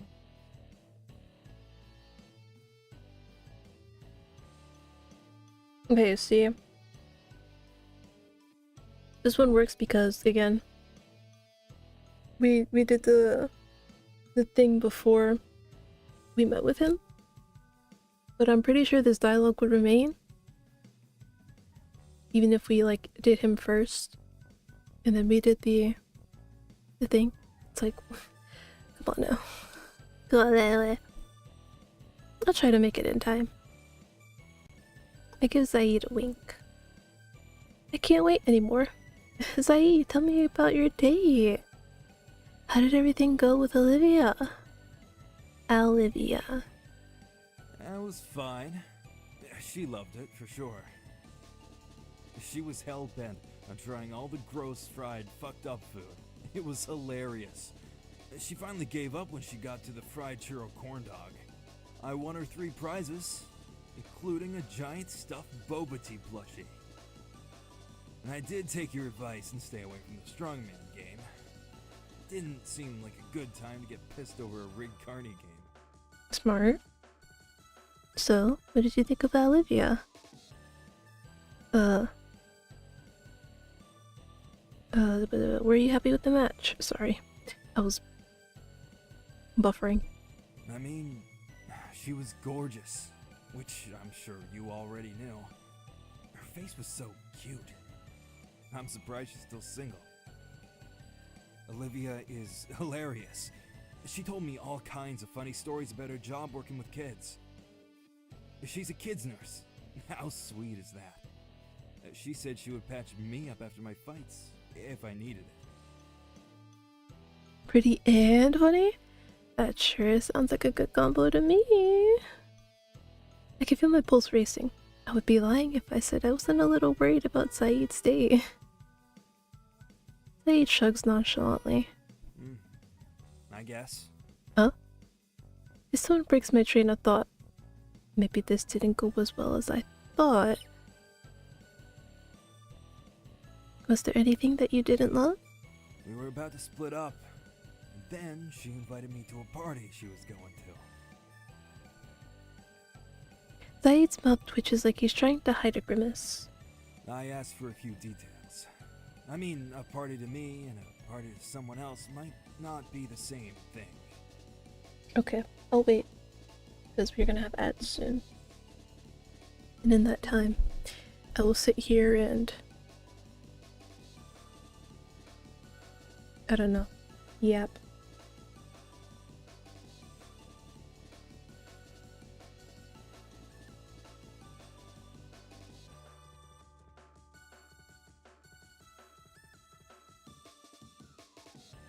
Love how I say that and just immediately go quiet. Ah, yes, I love yapping. Dead silence.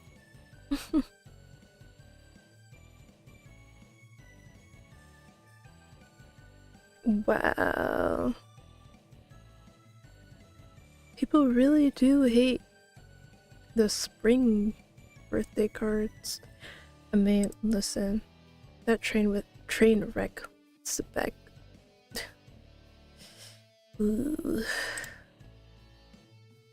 I mean, I thought Vils looked okay. What is this? Oh god.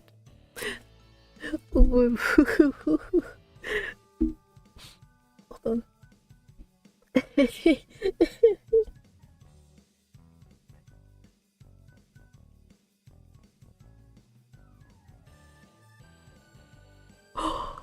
No.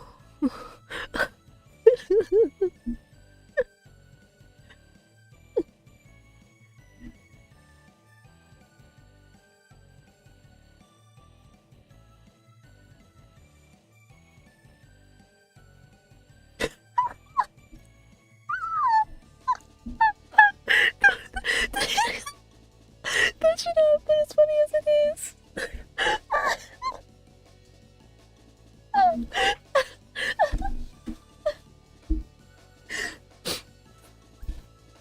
Oh, good.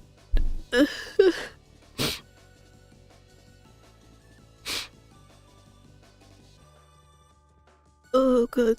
Wait. I know you guys aren't gonna get it, but you have to see. You have to see it. So, just some background before I play it. So, Leona from Twisted Wonderland, as you guys know, it's based on like Disney movies. So Leona is basically Scar, and obviously Mufasa is a character in the game, and obviously Simba is Mufasa's child. And in this world, they have Simba in child form.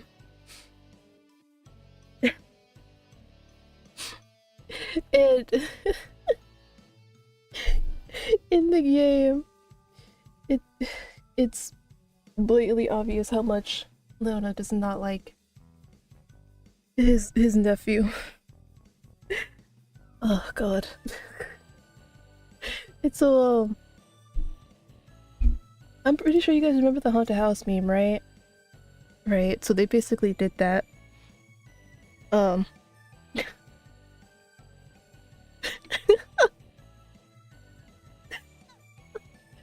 sorry, it's like when I first saw it, it was so fucking funny. It's like, that is literally how he acts whenever it comes to his nephew. Whenever he's like, uncle! He's like, no.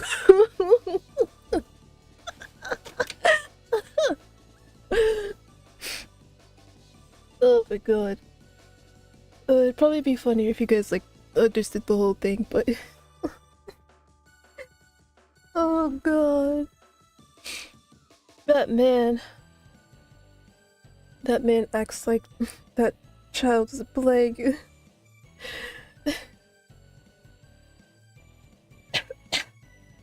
Spent your entire holiday just sleeping. Honestly, that's not even a bad thing. That's good.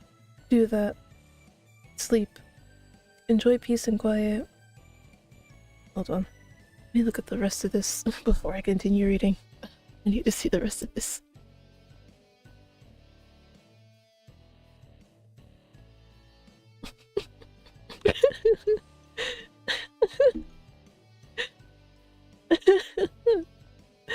Oh god. I need to bookmark this. Oh god. That was a good use of my break. I'll have to send that to my friend after stream. Yeah, it is still accurate to this fucking day. Ain't none of it changed. Oh? Oh?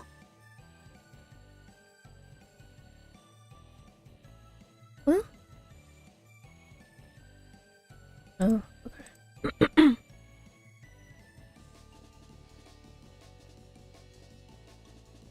She said it was her friend's birthday, but it definitely sounded like the scene I try to avoid. Olivia seemed bummed and tried to talk me into it for a good 5 minutes. I did my best to be nicer than I normally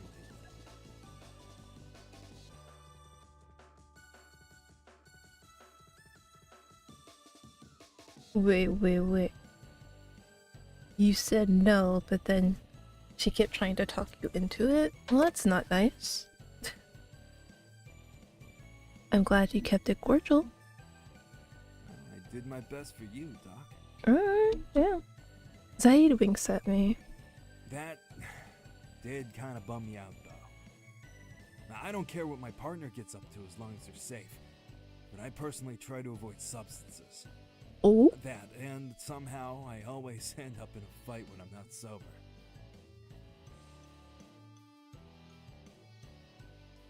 But, okay, so depending on who you send them on a date with, scenario changes. Because remember I said I did this before, and before I had put him with Moss. I forgot what the scenario was, but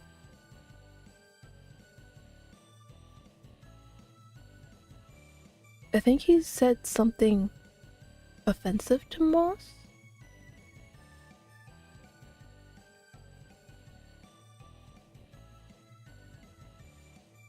Hold on.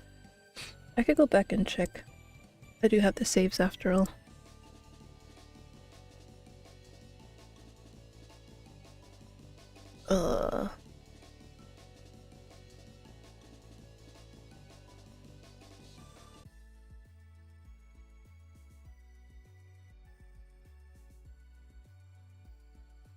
Oh, that's the end. My fault.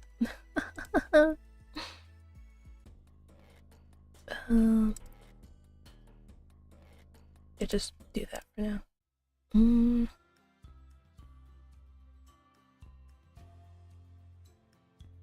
Wait, I should probably hide this from you guys. Shh.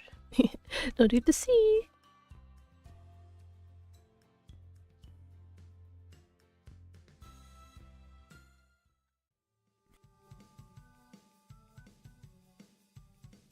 But they're so cute. Oh right, you I can don't still know hear any it. other way to describe it. Conversation was easy. And they were so patient, but also didn't let me Oh, walk that's what it all over was. them. I teased them a lot, but they seemed to like it. Moss's thing was that they didn't like that he was an MMA fighter. That's what it was. So I do like that they personalized the stories depending on who you set them up with. So you set him up with what was it, Olivia? Right? Olivia? Yeah. So you do Olivia. The issues that she wanted to get him to join the drug party. Well, I should say substance party. And then Moss's thing was that they didn't like that he does MMA fighting. Okay. I like that. Personalization.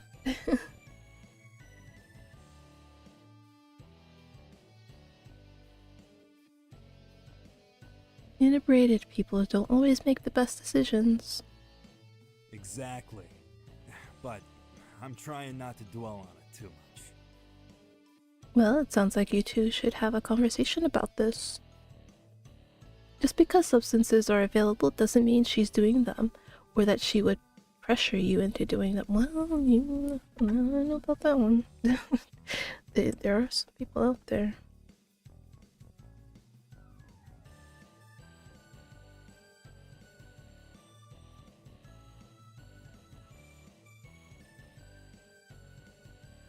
She's doing more dancing with friends then.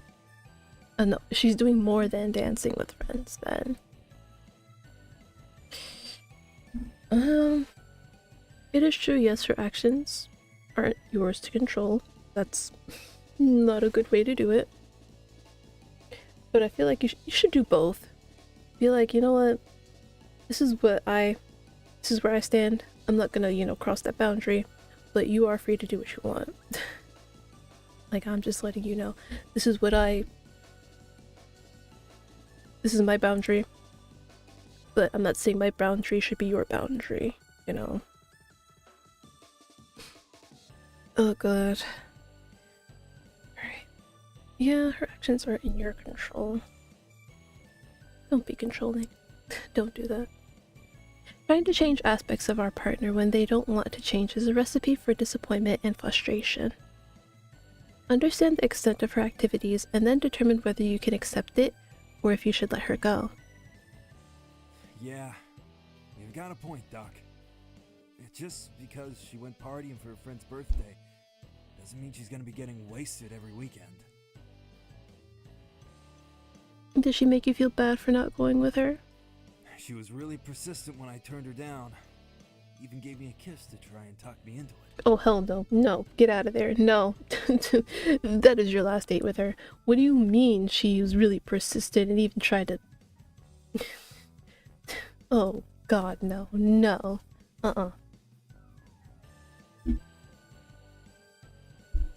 That is a recipe for manipulation.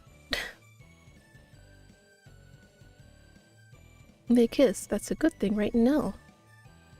Not in this context. She was trying to get him to do something. What do you mean that's good? Finally, I told her I had something to do early in the morning. Which wasn't a lie. I was meeting my friend Simon to work out. Well, it's definitely something you will need to be direct about if you plan on seeing her more. Red flag, yes. Like, what is this main character saying? What do they mean they kissed? That's a good thing, right? What do you mean? He literally said, even gave me a kiss to try to talk me into it. Can you not hear? Hello? I'm sure you know by now, Doc. I ain't so good with emotions. I literally have my volume at 64 and I still can't fucking hear from my left ear. just let her know how you feel like you did here with me. It isn't so easy Okay, there with we other go. people. I clam up, yell, say the wrong thing. Well, you're easy to talk to. How? Don't forget, this is our third meeting. You might find Olivia easier to talk to the more you spend time with her. You're right, as usual. Guess that's why you're the love doctor, huh? Nope, not a doctor. Matchmaker. Match? Maker. Zaid smirks at me. So, do you plan on seeing Olivia again? For sure. I already asked her on another date. Really? I lean forward in excitement. What can I say? It was one hell of a kiss. Oh god. He's going back because of the kiss. I'm gonna cook her dinner. Then we're going to a Krav Maga class. She wanted to try it after I told her about doing MMA. My gym has a class every week, so I texted the trainer and signed us up. Wow, what do you plan to cook for her? Whatever she wants. I can make her grilled cheese, lobster, or anything in between. Yo, you wanna cook me some food?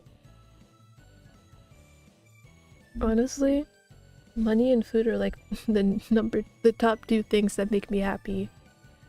Money and food. So I'm very easy to please.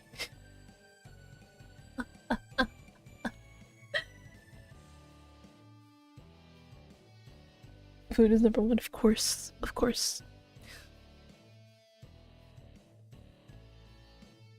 Do you think she'll enjoy the class? Oh no, she'll probably hate it. Krav Maga is tough as hell. But she wanted to do it, and who am I to talk her out of it? Well, true.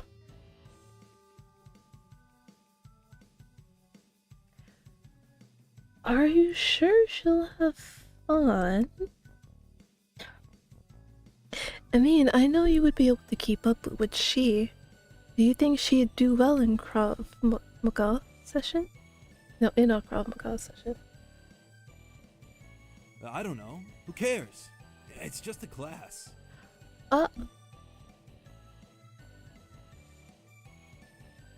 Right, but it's also a date. So? What are you getting at, Doc? Spit it out. Bitch, wake up! Krav Maga is good fun, to be honest. I mean, I wouldn't know. How would you feel if she told you that you were going on a walk for your date, and then you showed up to a 6-mile hike? Oh shit. Yeah. Doc, what do I do? This man has clearly been hit in the head a couple too many times. I mean, probably yes, but also do keep in mind he hasn't lost any of his fights, so yes, it's not impossible. He hasn't been hit in the head, but he's doing okay. It seems kind of. It's okay. It hasn't even happened yet. What if you suggest an easier class? That could work. But what should I tell her? They ran out of spots. Just be honest that you think Krav Maga might be too intense for a beginner. After you've given your opinion, it's up to her to decide if she wants to try it out or do something a little easier. She may still choose the Krav Maga class, but at least you made sure her choice was informed. Saeed exhales deeply. Oh, okay. I'll message her. Thanks, Doc. I was about to fumble that hard. Of course, Saeed. It's what I'm here for. If you'd like, you can come back and see me after the next time you two talk. Don't tempt me. I may have you break down every date from now on. Life has a way of working out in unexpected ways, Saeed. Don't worry. Oh, I'm gonna worry. I'll take it out in the ring. I laugh as he rises to his feet to leave. No matter how things go, I'm looking forward to hearing all about it. What do we have today? Rachel, right? Yep.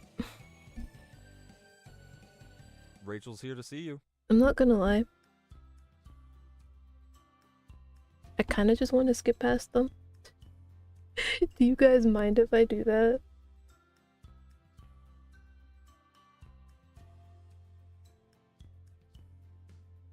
Well, wait, didn't I pick somebody different for Cliff? Yeah, I did.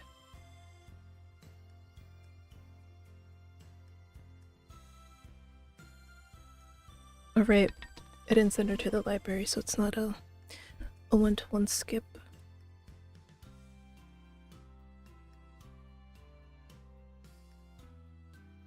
The two of us spent a Okay, yes.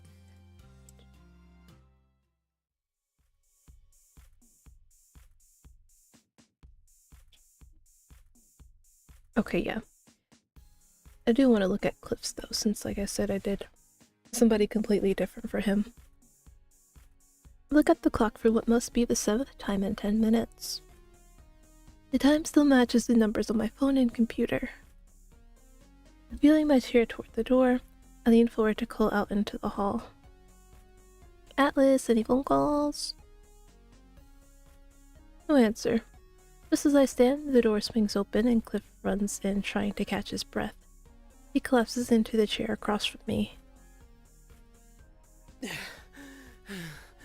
I am so sorry. The school computers have been going haywire all week thanks to some illegal downloading. I almost had to cancel on you, but I found a temporary fix to get things going and raced over here as quickly as I could. I offer Cliff one of the unopened water bottles stored in my bag. How many laws did you break to get here? Cliff drinks half the bottle in seconds and holds up a hand. If I don't tell you, then you're not an accomplice. Best to keep it to myself. True. I stifle a laugh, but check my phone for any notifications of recent traffic accidents. Thankfully, it looks like the speed demon opposite from me is a careful one. So, Rick has kept you busy this week. Very. But it's sort of exciting in a way. Being in IT isn't exactly a call to adventure with death-defying acts of courage. It's rare I get a problem beyond a frozen screen and poor Wi-Fi connection. Glad to hear you're looking at the bright side of things. Not everyone would call a busy work week exciting. But something tells me you would. Got me there. Speaking of my work, how did the date go? It was busier than it normally is, but the background noise helped. I've always hated trying to eat somewhere too quiet and thinking they can hear me chew. It almost felt like we were at a very calm party surrounded by friends. That's great. We know the location was a hit, but what about Ileana? How did you two hit it off? She reminds me of my kindergarten teacher. What the fuck? I sent him on a date with his kindergarten teacher. What the fuck? First, I sent him on a date with his previous streamer Oshi, and now I'm sending him on a date with his kindergarten teacher. There's no winning with this guy. Bro. I hope she's one of the teachers you liked. Absolutely. She was always so kind and sweet, and I always thought she had all the answers. Ileana had that same calm feeling to her. That made me feel safe. Feeling safe around your partner is a huge thing to have. This is fantastic news. We have a solid base to build a real relationship from here. It was so easy to talk to her. Except... Cliff goes quiet, rubbing a hand over his phone. Except... I leaned forward, trying not to let the nerves outweigh the concern. There were these moments where I would make a joke, and it didn't quite land. I'm not some top-tier comedian, but I can crack a joke. It was like if my joke didn't have layers of reasoning behind them, they weren't good enough for a laugh. If she needs some masterpiece of a riddle taken straight from the mouth of a sphinx to laugh, then my jokes are always going to seem subpar. Cliff pauses, and I gesture for him to continue after seeing him take a deep breath. I'm not studying for a doctorate, and I'm not actively looking to constantly improve myself. I'm worried that eventually she'll rethink all of this because I'm not smart enough. Cliff, if everyone in the world dated based on their education level, we'd have far fewer couples.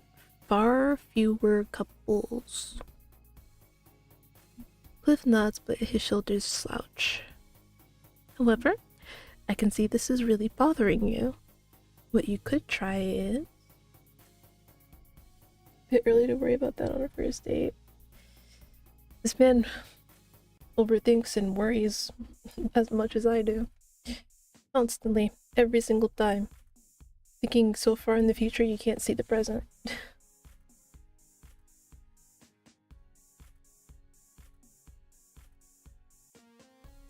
I mean, you could just ask what she finds funny. That is an option, yes. Considering inquiring about the style of humor she most prefers, or looking into jokes about things she would be able to understand. She might not be looking for the most cleverly crafted joke, just one that shows you thought about her interests. She's studying history, right? So maybe something about the period she's focusing on. Either way, it would be a good idea to talk to her about it. Try not to let this one little thing snowball your thoughts into a panic. First dates are just an introduction, not a proposal. You're right. He sighs loudly, then relaxes into the chair. I cannot tell you how worried I've been about that. She used 3-syllable words like they were going out of business. I knew them, but it was like my brain needed a reboot to remember it knew them. It is important to remember that you're not a blank slate molding to fit someone else. You were a whole person before Ileana, and you are enough to have a shot with her. So, you're saying I already did the opening quests? Cliff is smiling again, trying to hold back a laugh at his own joke. I can't help laughing myself. Exactly. When I set you two up, it wasn't a random pairing. The two of you have a solid chance together just as you are. That doesn't mean there isn't room to grow. You just don't need to do it overnight. Cliff looks more relaxed than I've ever seen him. I think I could take a page or two out of Ileana's book on staying calm. My bet is the building could have caught fire and she would have calmly waltzed to the exit. Maybe our next date should be something more exciting if I ever want to see her flustered. Do you have a next date on the books already? We're trying, but it's difficult to work around her schedule. If she isn't at work, she's neck deep in a textbook. That can be pretty rough. I remember trying to balance social life with school, and feeling like I was going to fail one of them constantly. And I don't want to pressure her and make her feel that way, but how are we supposed to go any further if she's always busy? I'm close to dressing up as a historical figure just to get her full attention. Should. Before you resort to full cosplay.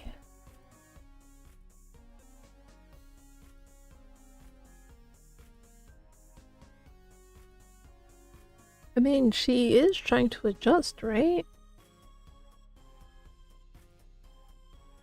Because if he's the only one, adjusting, trying to, like, make room to, like, you know, go on dates and stuff, then Ileana's not for you.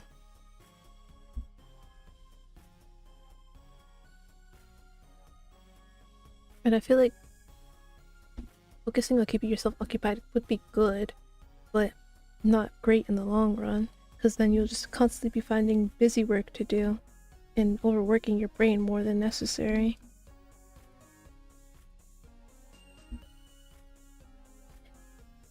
We'll just go with this one. Make adjustments for each other. It's an adjustment you'll both need to talk about. You both come with full lives and they may not always mesh. If she's too busy for something big, go small. Even the most dedicated student needs to eat. Maybe I could drop something off? Just to say hi. You wouldn't have to stay long, and it's a good way to remind her that you're thinking about your next date. It won't come off as clingy and desperate? As long as you don't do it too often. Try to put yourself in her shoes. I'll bet she has the same concerns and frustrations with her time constraints. Cliff looks reassured, and I take a deep breath in the relaxed atmosphere. The point is to just keep up the open communication. If you don't turn that into a shirt design, I will. Seeing people walk down the street with that across their chest would be the biggest cheat code in existence. Cliff suddenly glances at the clock anxiously and taps his phone. Got a hot date? Hopefully. Ileana usually pretends to eat dinner around now. Pretends? Well, don't let me keep you. I wave him out of the room laughing.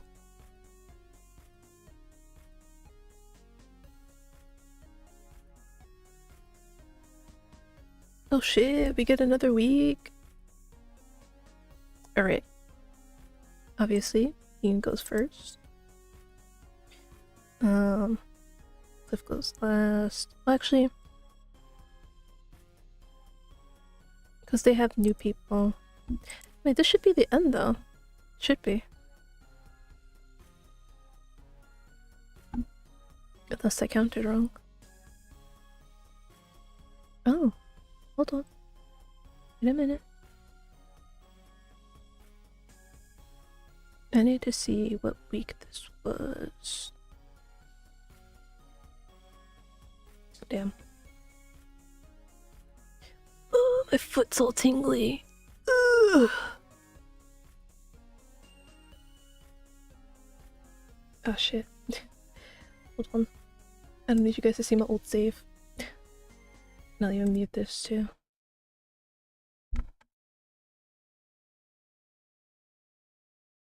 Oh, that's that.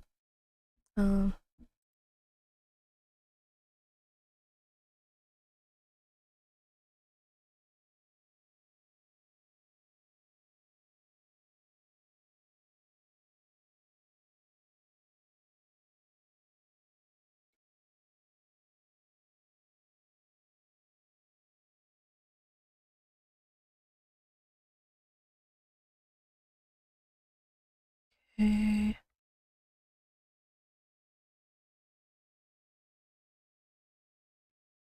Okay, so I guess they did add a week.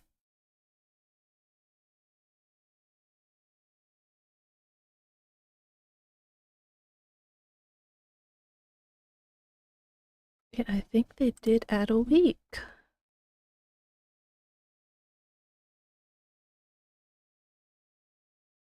Because I was checking the history.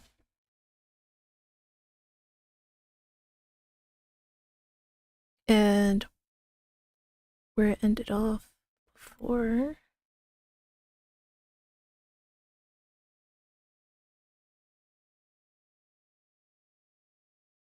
Yeah, because we just basically finished up with Cliff, and in this old save.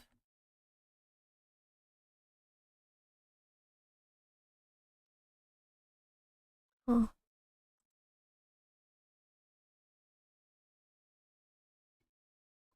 It was basically what we just went through.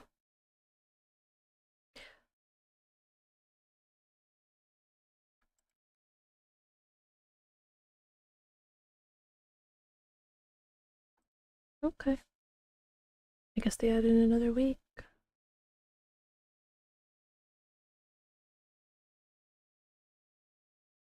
Oh, no, never mind, they did it. Okay. I was like, oh, they added another week?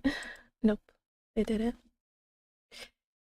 Okay, I take a deep breath from the confines of my office. It's been another long week and I have a long road ahead of me. I've been feeling more confident than ever in my matchmaking abilities, though Alice is right that I need to start focusing more on business management. My matchmaking service could truly thrive. I want to do my best to ensure that it does. However, there's something else entirely that's plaguing me lately. I don't want to let the company I last worked for get away with mistreating people. Hell, with mistreating me. Put the fire in the hands of the wrong people. I'm going to take it back. Yes. I was about to say, they added another week. Hell yeah. Those are some fast ass credits.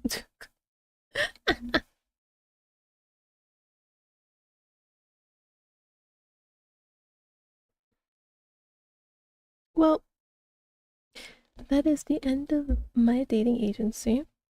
I am still waiting for more.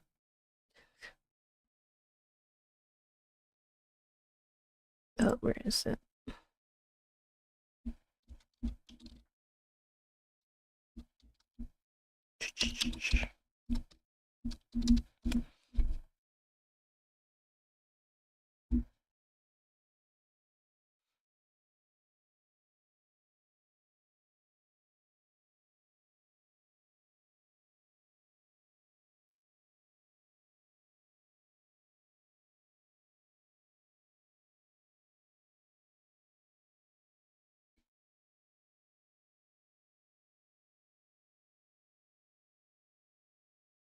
Sorry, I'm just trying to see if there's any.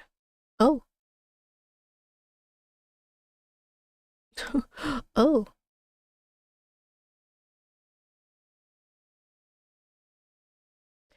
Well, their Twitter is gone.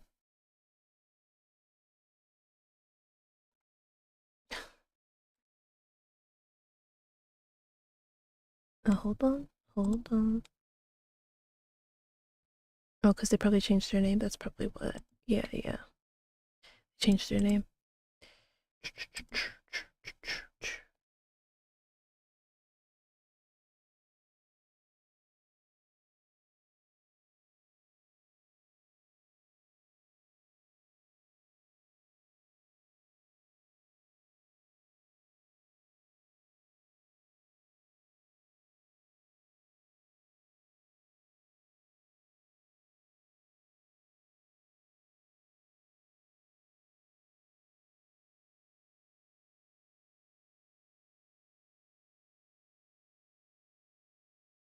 Hmm.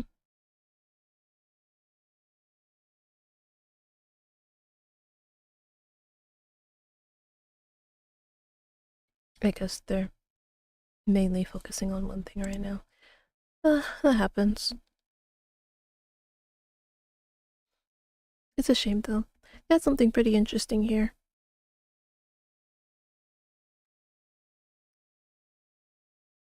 Oh, sorry, I'm just like looking at the image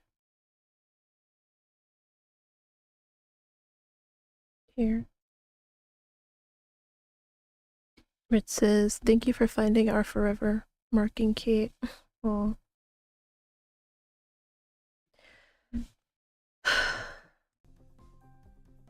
Well, I guess we can yap for a bit before ending. So, I don't know if anybody plans to watch the Mario movie. Because I didn't want to talk about it. But I don't want to... Also, yes, I do see the hydrate and stretch. I just stretched. Because I don't want to talk about it if you guys plan to see it.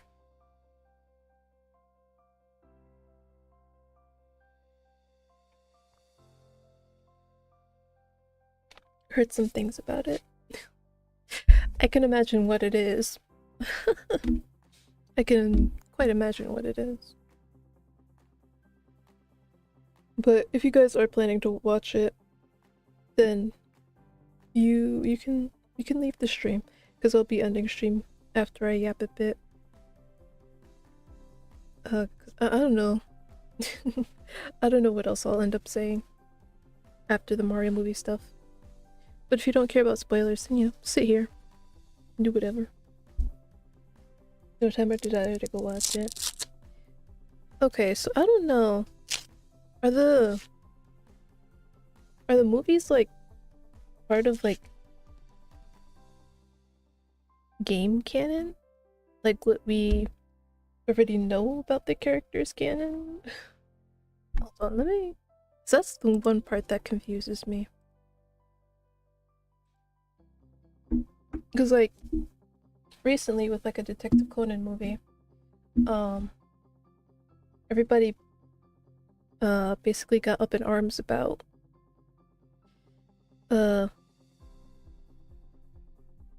Shinichi and Kaito being cousins, and like they shipped them for like years. And I'm like, but guys, they said that the movies aren't part of the canon. So I'm like, why are people still upset about it if like they said that the movies aren't canon? Because like for as long as I've like watched the anime, I've literally never seen them reference anything from like the movies. So it's like, you guys don't have to worry. Just because it happened in a movie doesn't mean it's part of the canon. So that's why I'm like trying to figure out like if the Mario movie stuff is like only like movie canon, or if it's actually like part of like the Mario world as a whole canon. Maybe I should look that up. Let's see, are the Mario movies part of the Mario universe canon? Isn't it?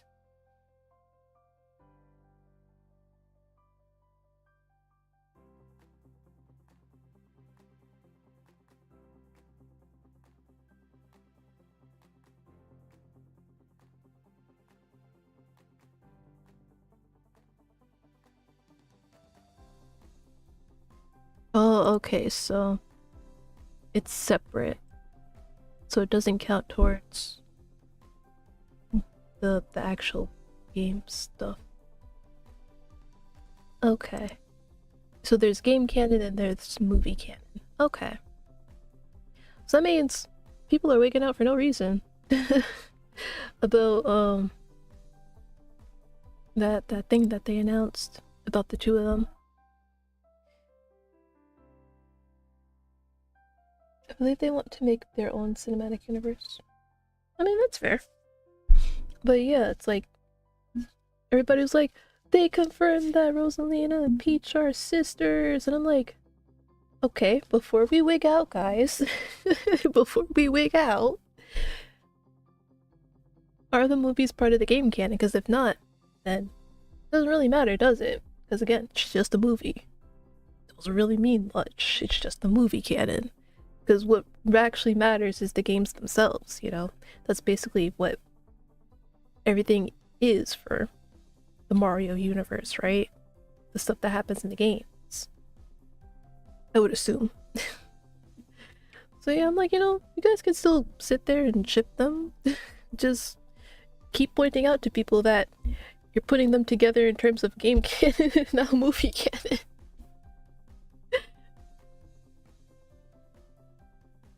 So, yeah, you know, I can understand though why people were like so, I guess for lack of better words, distraught. Because like for years, obviously, they've been putting like these characters together, and then one day, the people in charge decide, you know what, we're gonna fuck you up. We're gonna fuck you up real bad. And be like, yeah, these people, they're not related.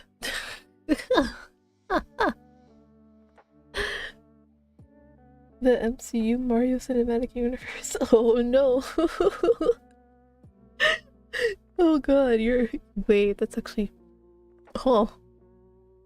It's actually a little bit... Okay, yeah, okay. Again, apologies to people who were meaning to see it and got spoiled by this. I told you to go. I gave you some time. You basically walked into this. But yeah, so Peach and Rosalina are sisters in movie canon, which then makes me wonder what Daisy is, because it was just a little one-off thing in like the game canon that like they referred to Daisy as Peach's cousin, but again, not wholeheartedly confirmed, but a lot of things in game canon aren't really confirmed. So it just makes me wonder, what is Daisy basically going to do? Because towards the end of the movie, if you actually sat down and watched through all the credits and stuff like that, they showed a brief clip of Daisy being Daisy. And she's also my favorite princess, by the way. If you guys don't remember me posting the plush that I have of her in the Discord. So yeah, they showed her, so I'm like, okay. So, if they're sisters, what is Daisy going to be then? Is she just like... I'm like, they could make her Peach's best friend, but...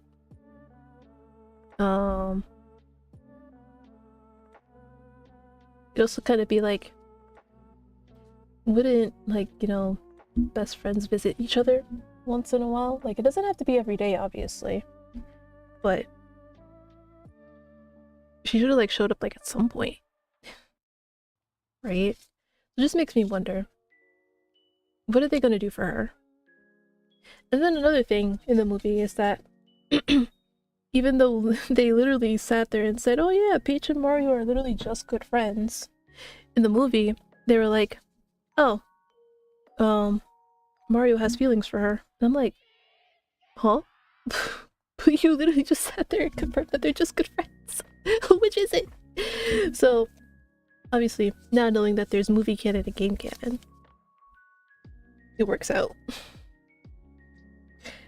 And I also got the sense, though, that, because when, in the movie, there came a part where Luigi was teasing Mario about his blooming crush on Peach, he was like, hey, ask her if she's got a friend for me. I was like, oh, is Daisy going to appear? But no, she didn't appear in this movie, but she will be appearing in the third one. Because like I said, there was a clip at the end, if you like sat through all the credits, where they showed her. And my god, she looked beautiful as always. My princess, my queen. So, I honestly, because I'm pretty sure, as much as it does not feel great to say, I'm pretty sure Papa Ekri will ask again when the movie is announced to be released in theaters. He will probably ask me if I want to go see it, and I'll be like, yeah. But if he doesn't, I'll still try and go see it myself, because if it has Daisy in it, I have to go see it. I have to. That is my Mario character. Like in every Mario game that I can pick her in, I pick her. Like genuinely. She's literally my favorite character. I think it also kind of helped though, because like, we all know how Peach is. She's very dainty, very lovely, very put together. And then Daisy's basically like the tomboy. And that's kind of like me, you know? It's like, for me, Daisy, she's like... how to, like, put it? It's like, basically you can be, you know, rough around the edges and stuff like that, while still, you know, looking and appearing very... while still looking, appearing, and being, you know, proper, elegant, a little bit dainty, you know? So I think that's like the main reason why I like Daisy so much.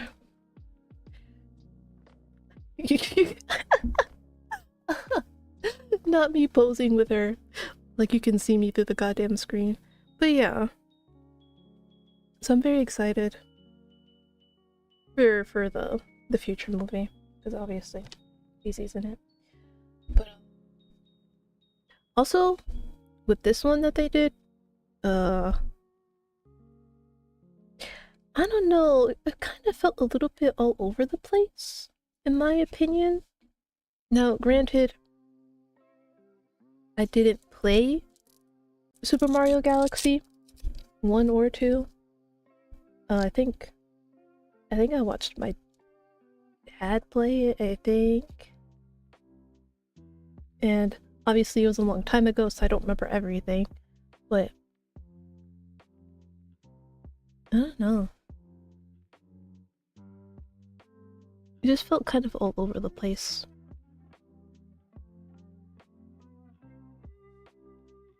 That I'm not trying to say it's like a bad thing. It's not good, but it's not like it made the movie unwatchable. But it was like, oh, you were here, and then you were there, and then they threw in some other Nintendo references, and I was like, okay.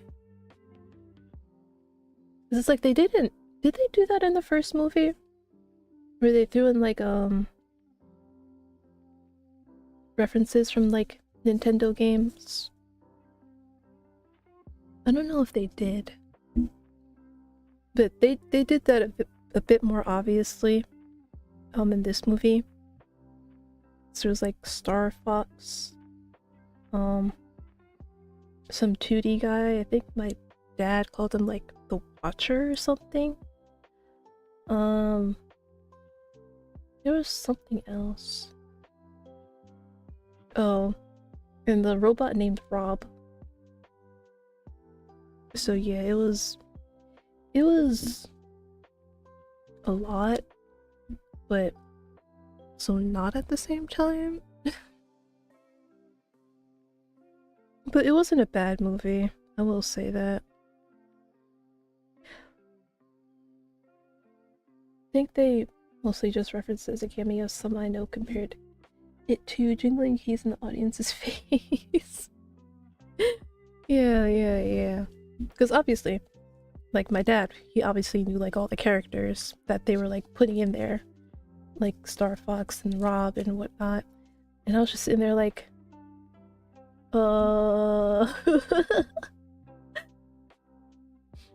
There was something else I wanted to say and completely forgot.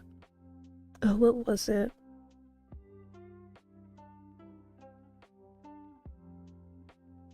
What was I just talking about? God damn it.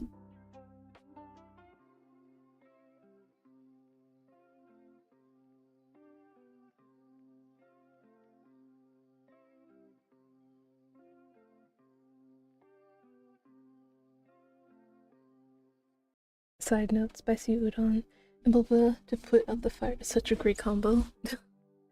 To you, probably, yeah.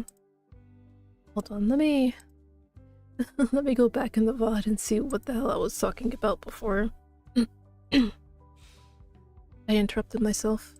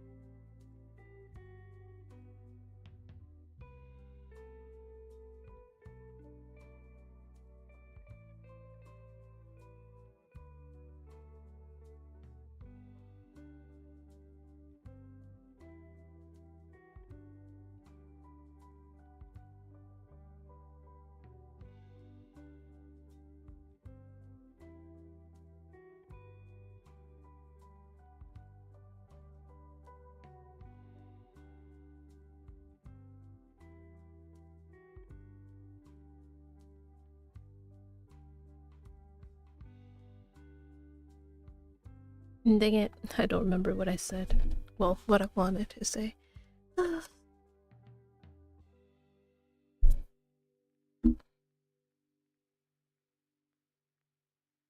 God damn. Oh, that's what it was.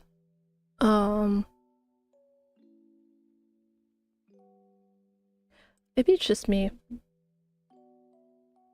But I wasn't really vibing with I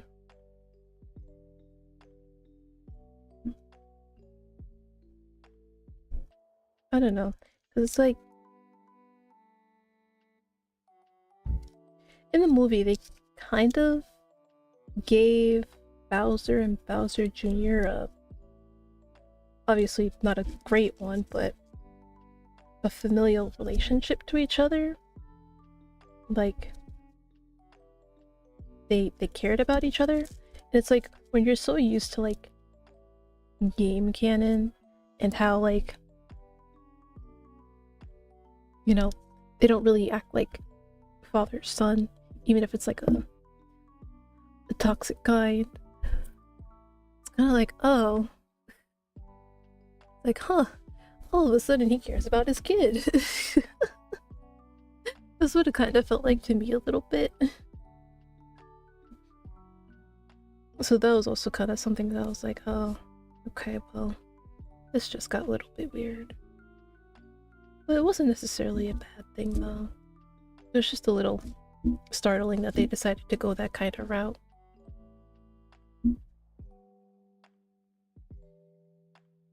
But that's about it for the Mario movie.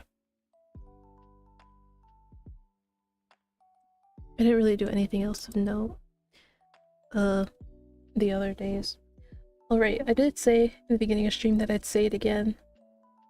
So for this week, upcoming stuff, no stream Thursday. I just know I'm not the target audience. Yeah, the target audience is definitely people who have been fans of Nintendo, I should say, not just Mario, Nintendo, for years, or, you know, kids in general, you know, because it's a kids movie as well. So yeah, people like you, and I would even assume Prismo as well, not for you. But hey, I heard that they made a lot of money out of it though. I forgot how much they said, but it was like 300 something. Did not grow up a Nintendo kid, this was a PlayStation household. Yeah, there's also that too. There's some people who grew up with like other systems. But, well, I can't really say that. Because, well, yes, I was not a PlayStation kid. I wasn't necessarily an Xbox kid either. But I had exposure to Xbox games. So all the consoles and stuff that I had was Nintendo. But Papa Ekri, he had Nintendo stuff and Xbox stuff. So I was at least exposed to Xbox. Like, I literally didn't own anything PlayStation until literally like when I got my PS5. So anything before then, nothing about PlayStation. I think the same thing as well with like Xbox. I didn't actually have like an Xbox. My sister bought one. But it's so funny though. So Ekri's sis bought the Xbox, so you know, obviously play stuff on it. But then it turned out that Mama Ekri was the one who mainly ended up using the Xbox. It was so funny. I'm like, wait, what? Mama Ekri is doing what? So yeah. PlayStation did not enter our lives until much, much later.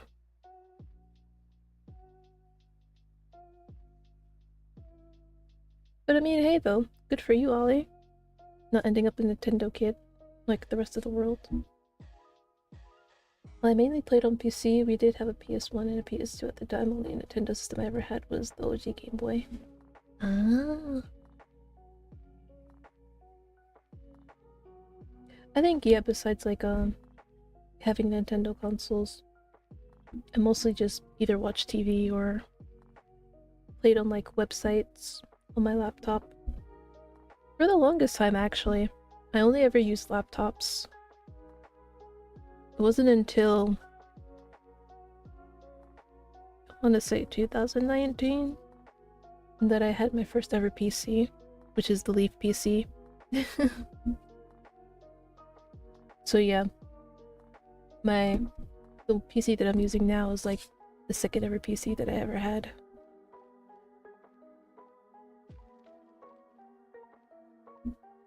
Because I figured, since I'm no longer like going to school and stuff like that,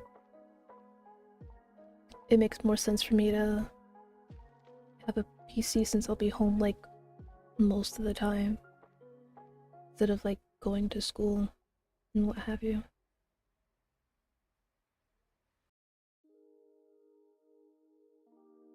I don't know why I'd ever had a PC before. Maybe Mama Ekri thought I didn't really need one, which is fair.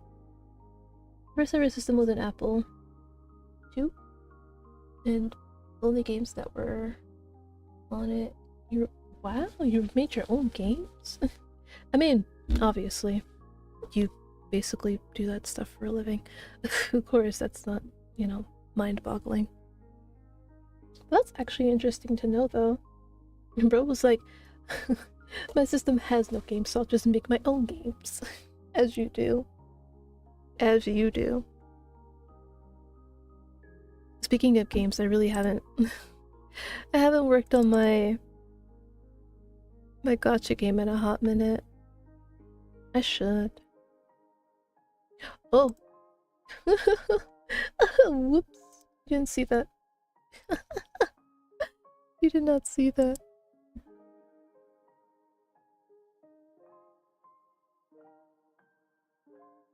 I mean, that's how I learned programming as a kid. Ah.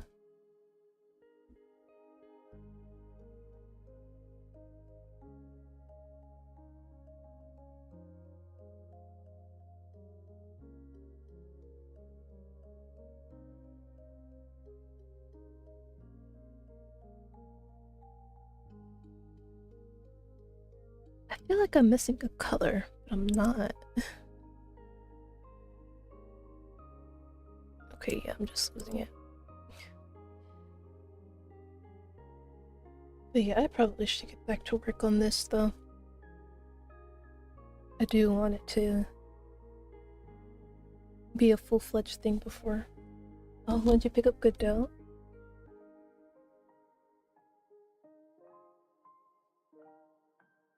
Not the delayed reaction.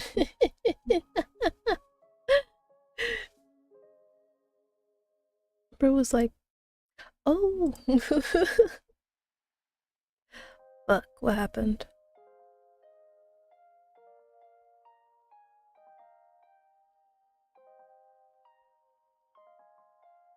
Let me see.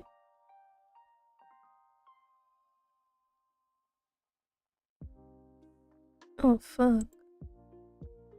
What happened here?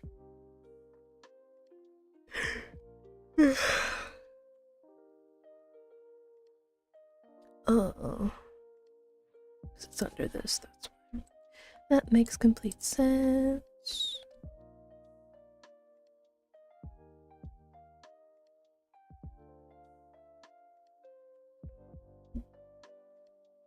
But you know what? I did say I was gonna go and do art for it, so I probably should do that. To be fair, Twitch lags a bit, and I'm watching the NASA stream too. Wow, look at you! I'm watching everything under the goddamn sun. Ooh, that hurt. I was multitasking like crazy. But I picked it up. When did I install you? Tell me your date. No.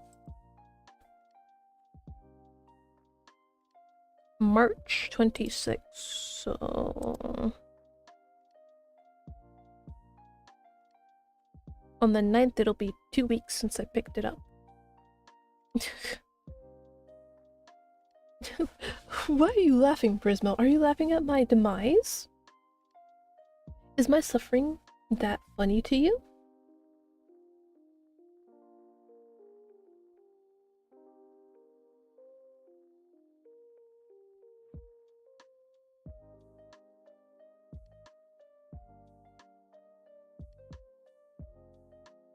What percent are you at? Oh, you can come off the charger. I'm laughing at you. You watch everything under the sun.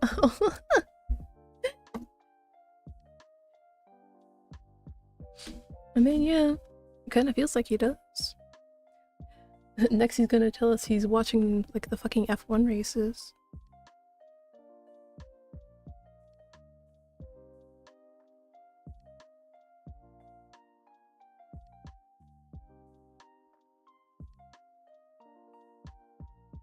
Oh, you know what I could do? Just could do that. That's the thing I could do.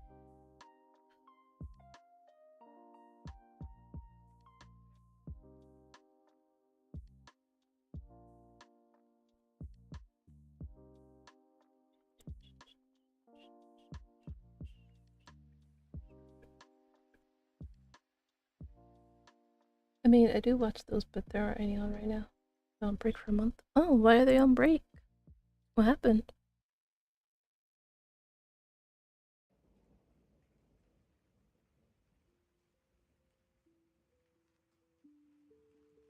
What do you mean I'm not locked in?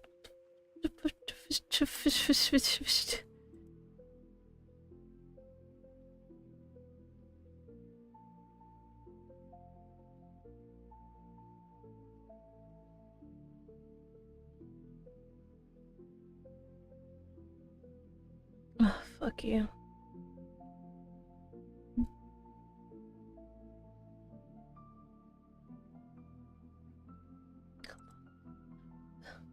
Some races got cancelled due to events in the Middle East. Lock in, lock in. What do you mean lock in? Do you want me to lock in on you?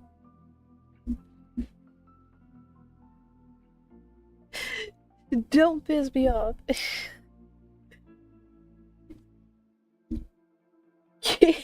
Yeah, come on.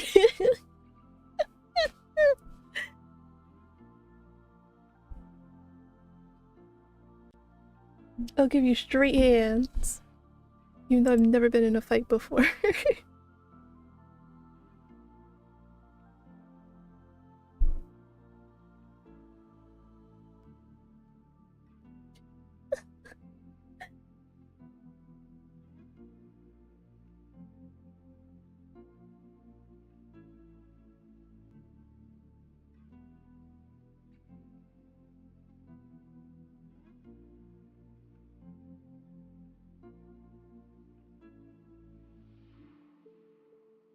But yeah, Ollie, I started like over a week ago. I'm trying to make a gotcha game. So, if you ever wanna, coach me, help me out, I will gladly take the help.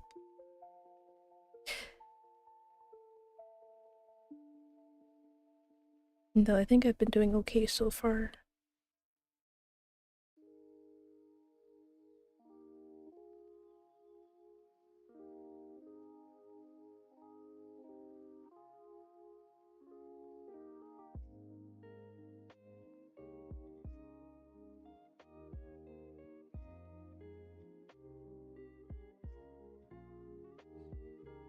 Oh god. My back is killing me.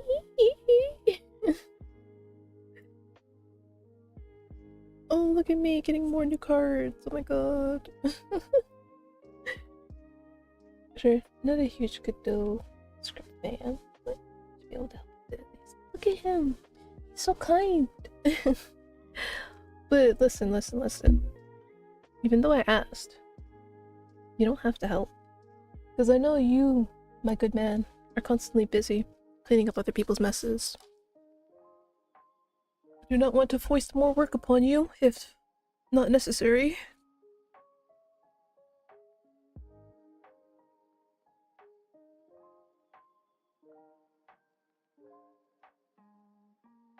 Honestly, what I should be doing though is getting the art done for these. Because my next step is having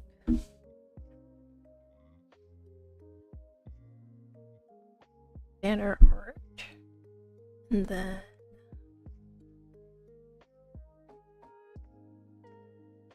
having the polls go to the results, and then yeah. Sorry, I'm muttering to myself. God, look at me. I said I was gonna yap for a bit, it's been like 40 minutes. I should know by now that yapping for a little bit is just gonna turn into like an hour of yapping. And you guys literally just sit here and listen to me. Why?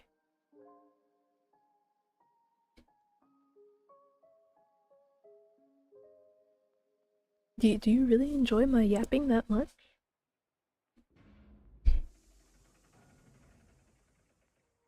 Why not? It's cool. You really enjoy me yapping that much? You like it when I yap?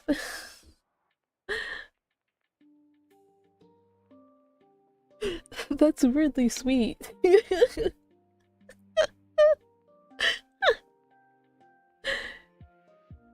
yapping is enjoyable.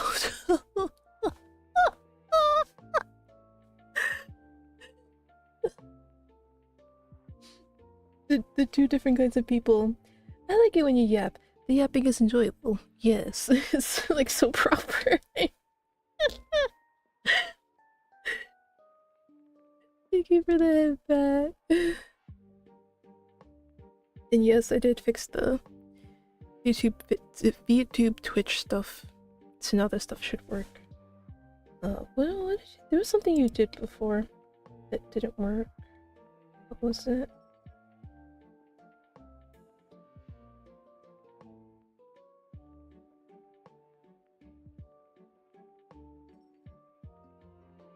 I can't remember what it was. Maybe it was a headset.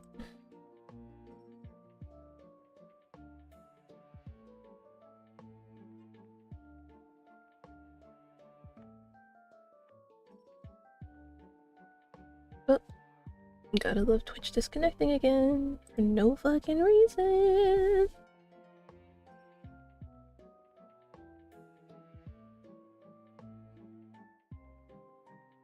Oh right, that's what I'm supposed to do. 3 stories a day. God damn it. Why do I do this to myself? But I have to.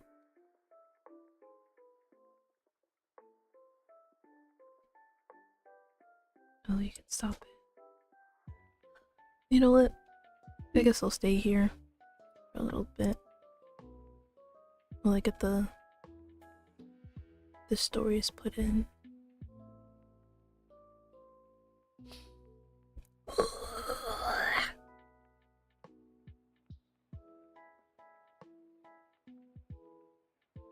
Neat. I got the badge and emote? Huh? Oh, for NASA. I see, I see.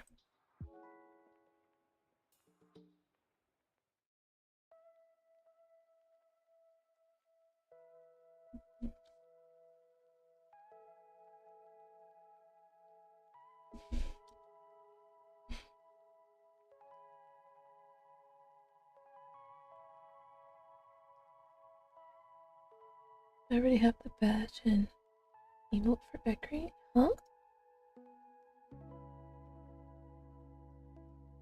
Badge and emote for me? Huh? I have a badge and emote? Huh?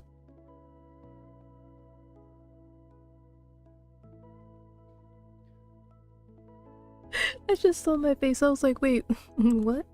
Is that me? Is that my face?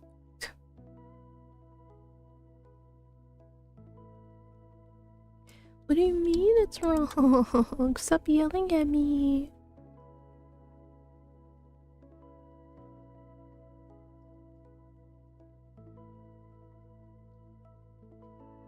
Wait.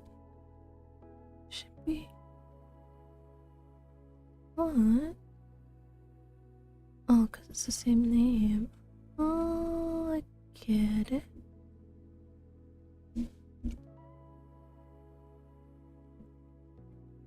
Oh, Founder's Pet.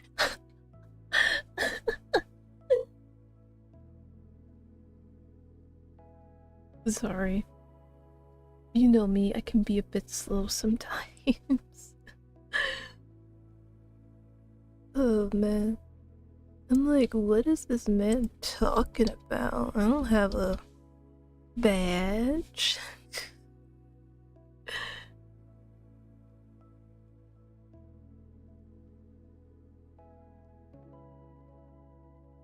Oh.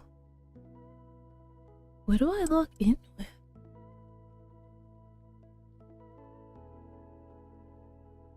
No.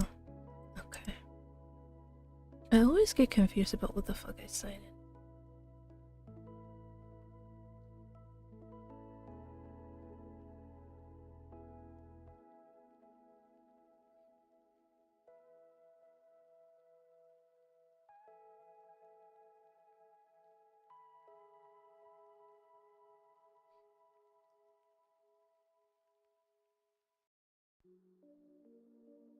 You know, guys, I still hope for one day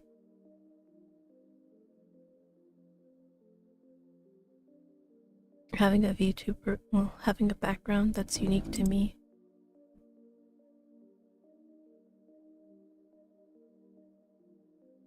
Because what I'm using is just a free asset. I still want to get like my own. Like I still want to get the treehouse kind of background.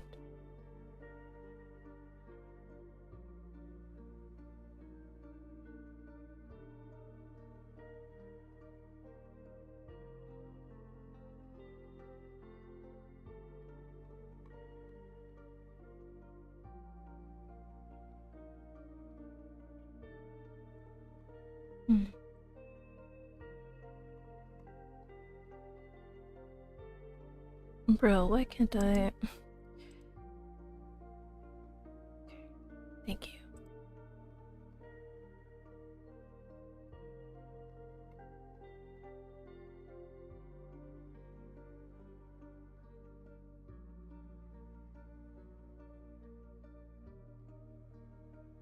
Oh no, my jokes don't land. The prior game has taught me I now need to start overthinking.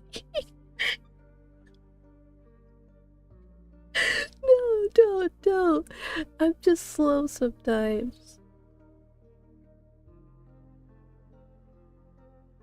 Like, you guys remember like the pinned clip that I have that like introduces me.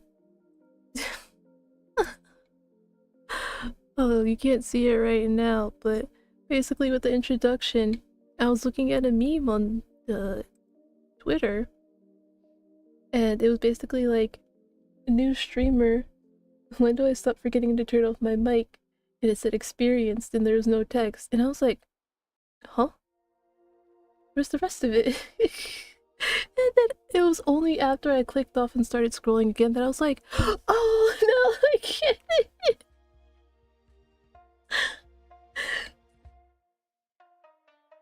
Because that was the point. You don't stop forgetting to unmute your mic.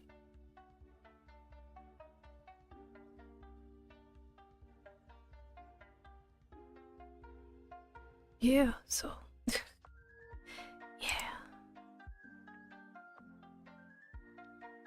Sometimes it just don't land.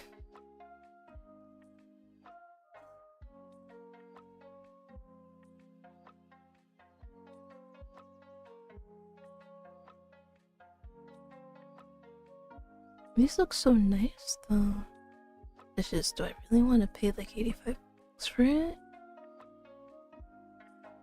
Oh, but it looks so good though.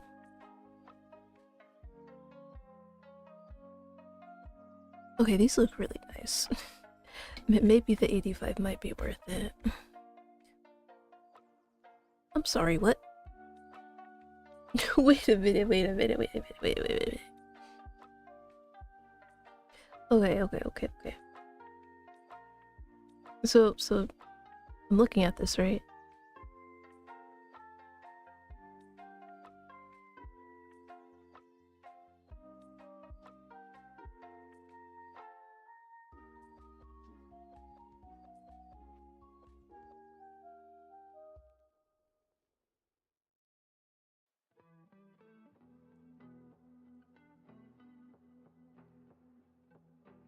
Okay, so I'm looking at it and I'm like, okay, let me look at like all the stuff, right?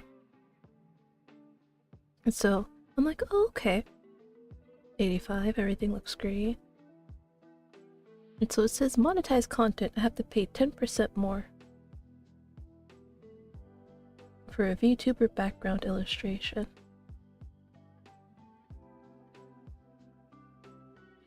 You understand how that sounds, right? It's like, why would I? Evasion? Yes. Yes. It's like, why would I get a background if I'm not going to be using it in monetized content?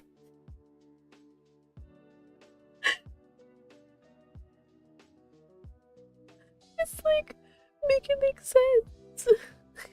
Hold on. Wait, I can just open up the window. Like, okay, it's a bit big. Hold on. Look at that. 10% more to use it in monetized content. Like, please explain to me what I would be using this background for if not monetized content.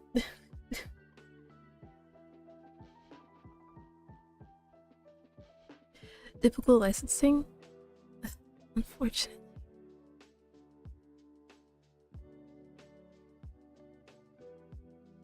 But then, like, I have another person in the list where they're like, oh, it's included. So it's like,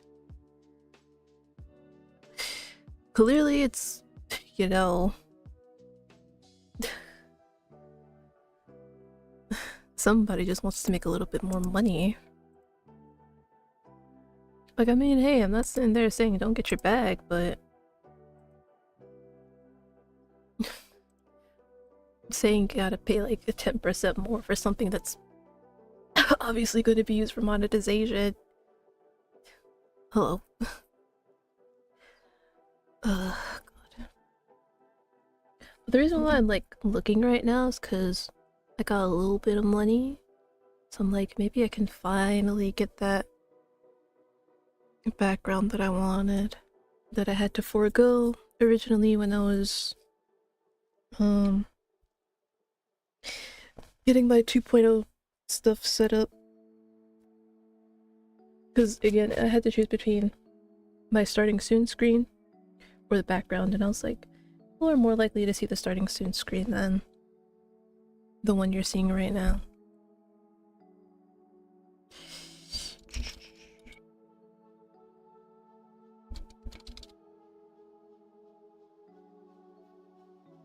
But hey, now that I have some more, I will hopefully be able to have my own background and not have to use a free asset.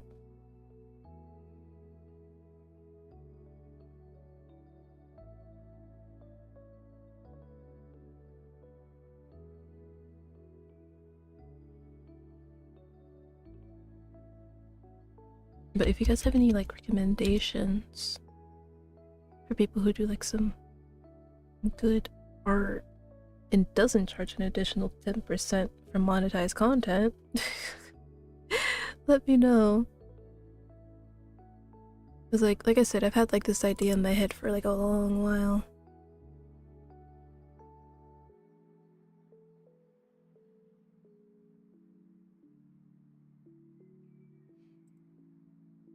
I might ask Naja who she went to. Cause I do like her background actually. It's very pretty. Thing is though,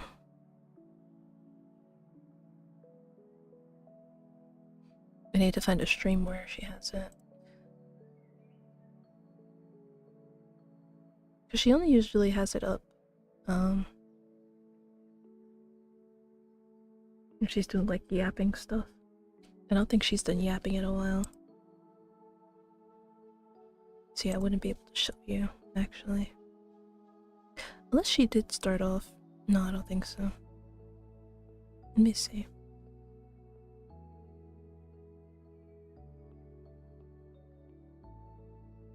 Yeah, no. I have a couple of go-to artists, but none are really free right now, I think. Oh, dang it.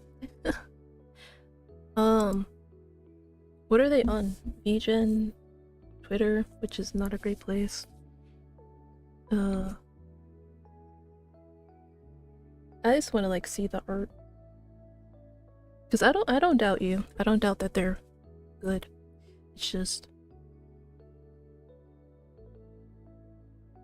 sometimes we all feel a certain way about things. Honestly, I think I would prefer like how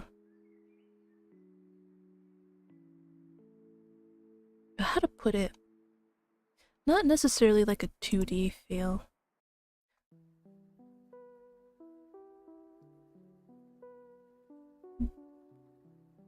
Like I want it to feel like an actual space.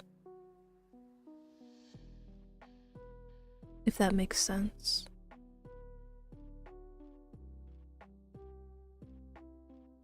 So basically like this. It's the same person that that I was talking about with like the 10%. But yeah, you know, kind of like this, like not like a what do you call it?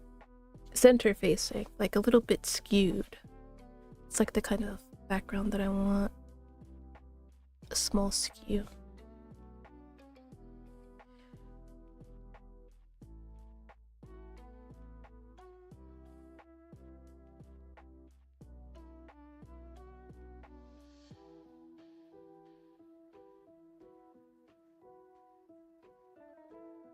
I did not know people were having sale. I didn't know you could actually have a sale on VGen.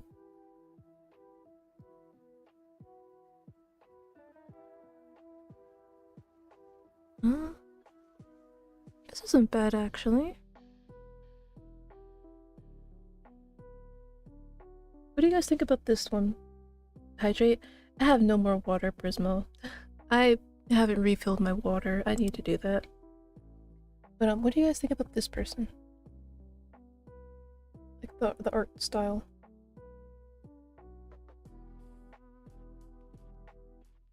How dare you, I swear. After this, I will get up and get water, okay? What do you think about them?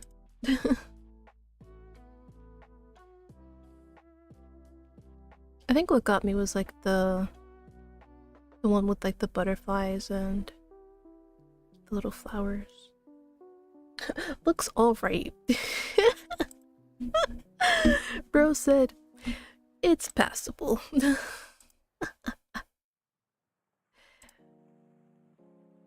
Yeah.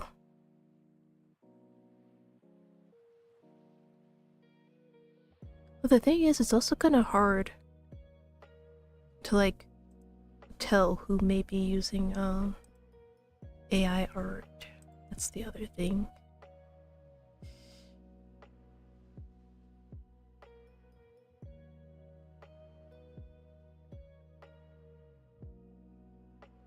Honestly, it would help so much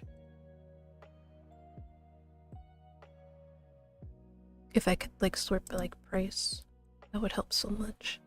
Cause I ain't rich. I am not rich. It looks nice. That's why I mainly work with artists I know. Yeah, that is true. Fair.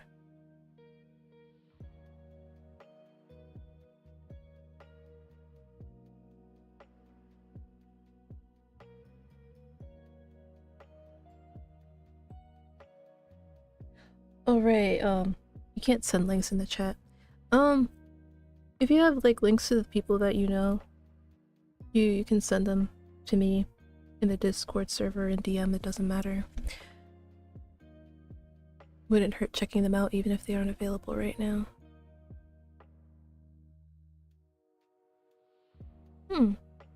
This one isn't bad.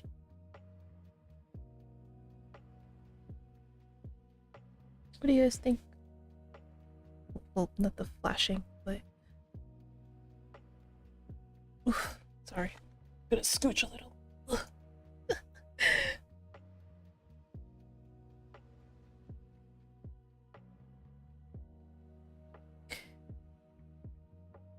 I guess I could play some of these. Let's start here.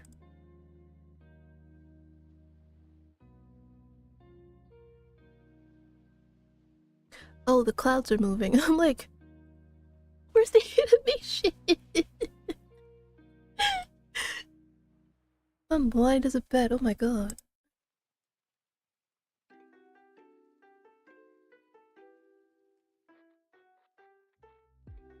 Interesting. So, do they have to ask for like the overlay? Let me see.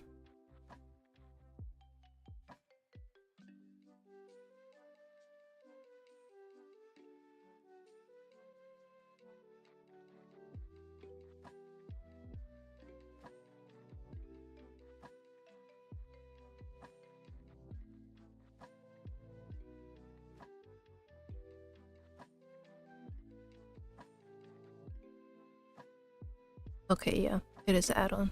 I figured, but didn't hurt to check.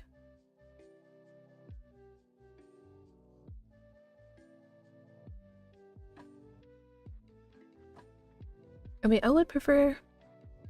Well, not even prefer. I would want animation, but bro was like, you want animation? That's like 50 to 60. I'm like, oh. Oh.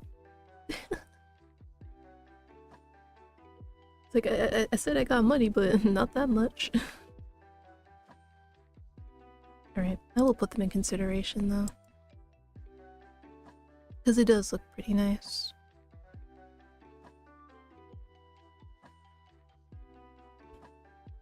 Alright, I think that's it. I'm not gonna go shopping entirely on stream. Alright guys, this is gonna be the end of stream. I know I stayed on for like an entire hour more. That usually happens when I yap. But tomorrow, maybe we'll pick up a little bit of steam. I want to say I'll do... The fuck just flew in front of my face? I want to say I'll do trails tomorrow, but I don't want to lie to you either. So, for now, I will say trails, but it could end up being another visual novel, depending on how my brain goes. We like the yap, I know you do, I know. I mean, listen, I could yap for hours. Especially if I have like somebody in chat to yap with. Like, you can literally just be like reacting, be like, oh yeah, like that's cool, or yeah, I just keep going. Like, it's a little bit easier when there's somebody there. Cause like, I'm not gonna lie to you, trying to yap to like nobody, it's hard. So yeah, once again, I will be streaming tomorrow. I won't promise you trails, but I will promise a stream. Wednesday, probably will stream. Might do more dev work, because again, that is what I'm supposed to be doing on those Wednesdays. No stream Thursday. Gonna be out most of the day. Friday is a iffy. It may be. Depends on whether or not I decide to go out or not. So yeah, with that, let's see if I can find somebody to read. I don't think Callisto started his stream yet, so I have to find somebody else.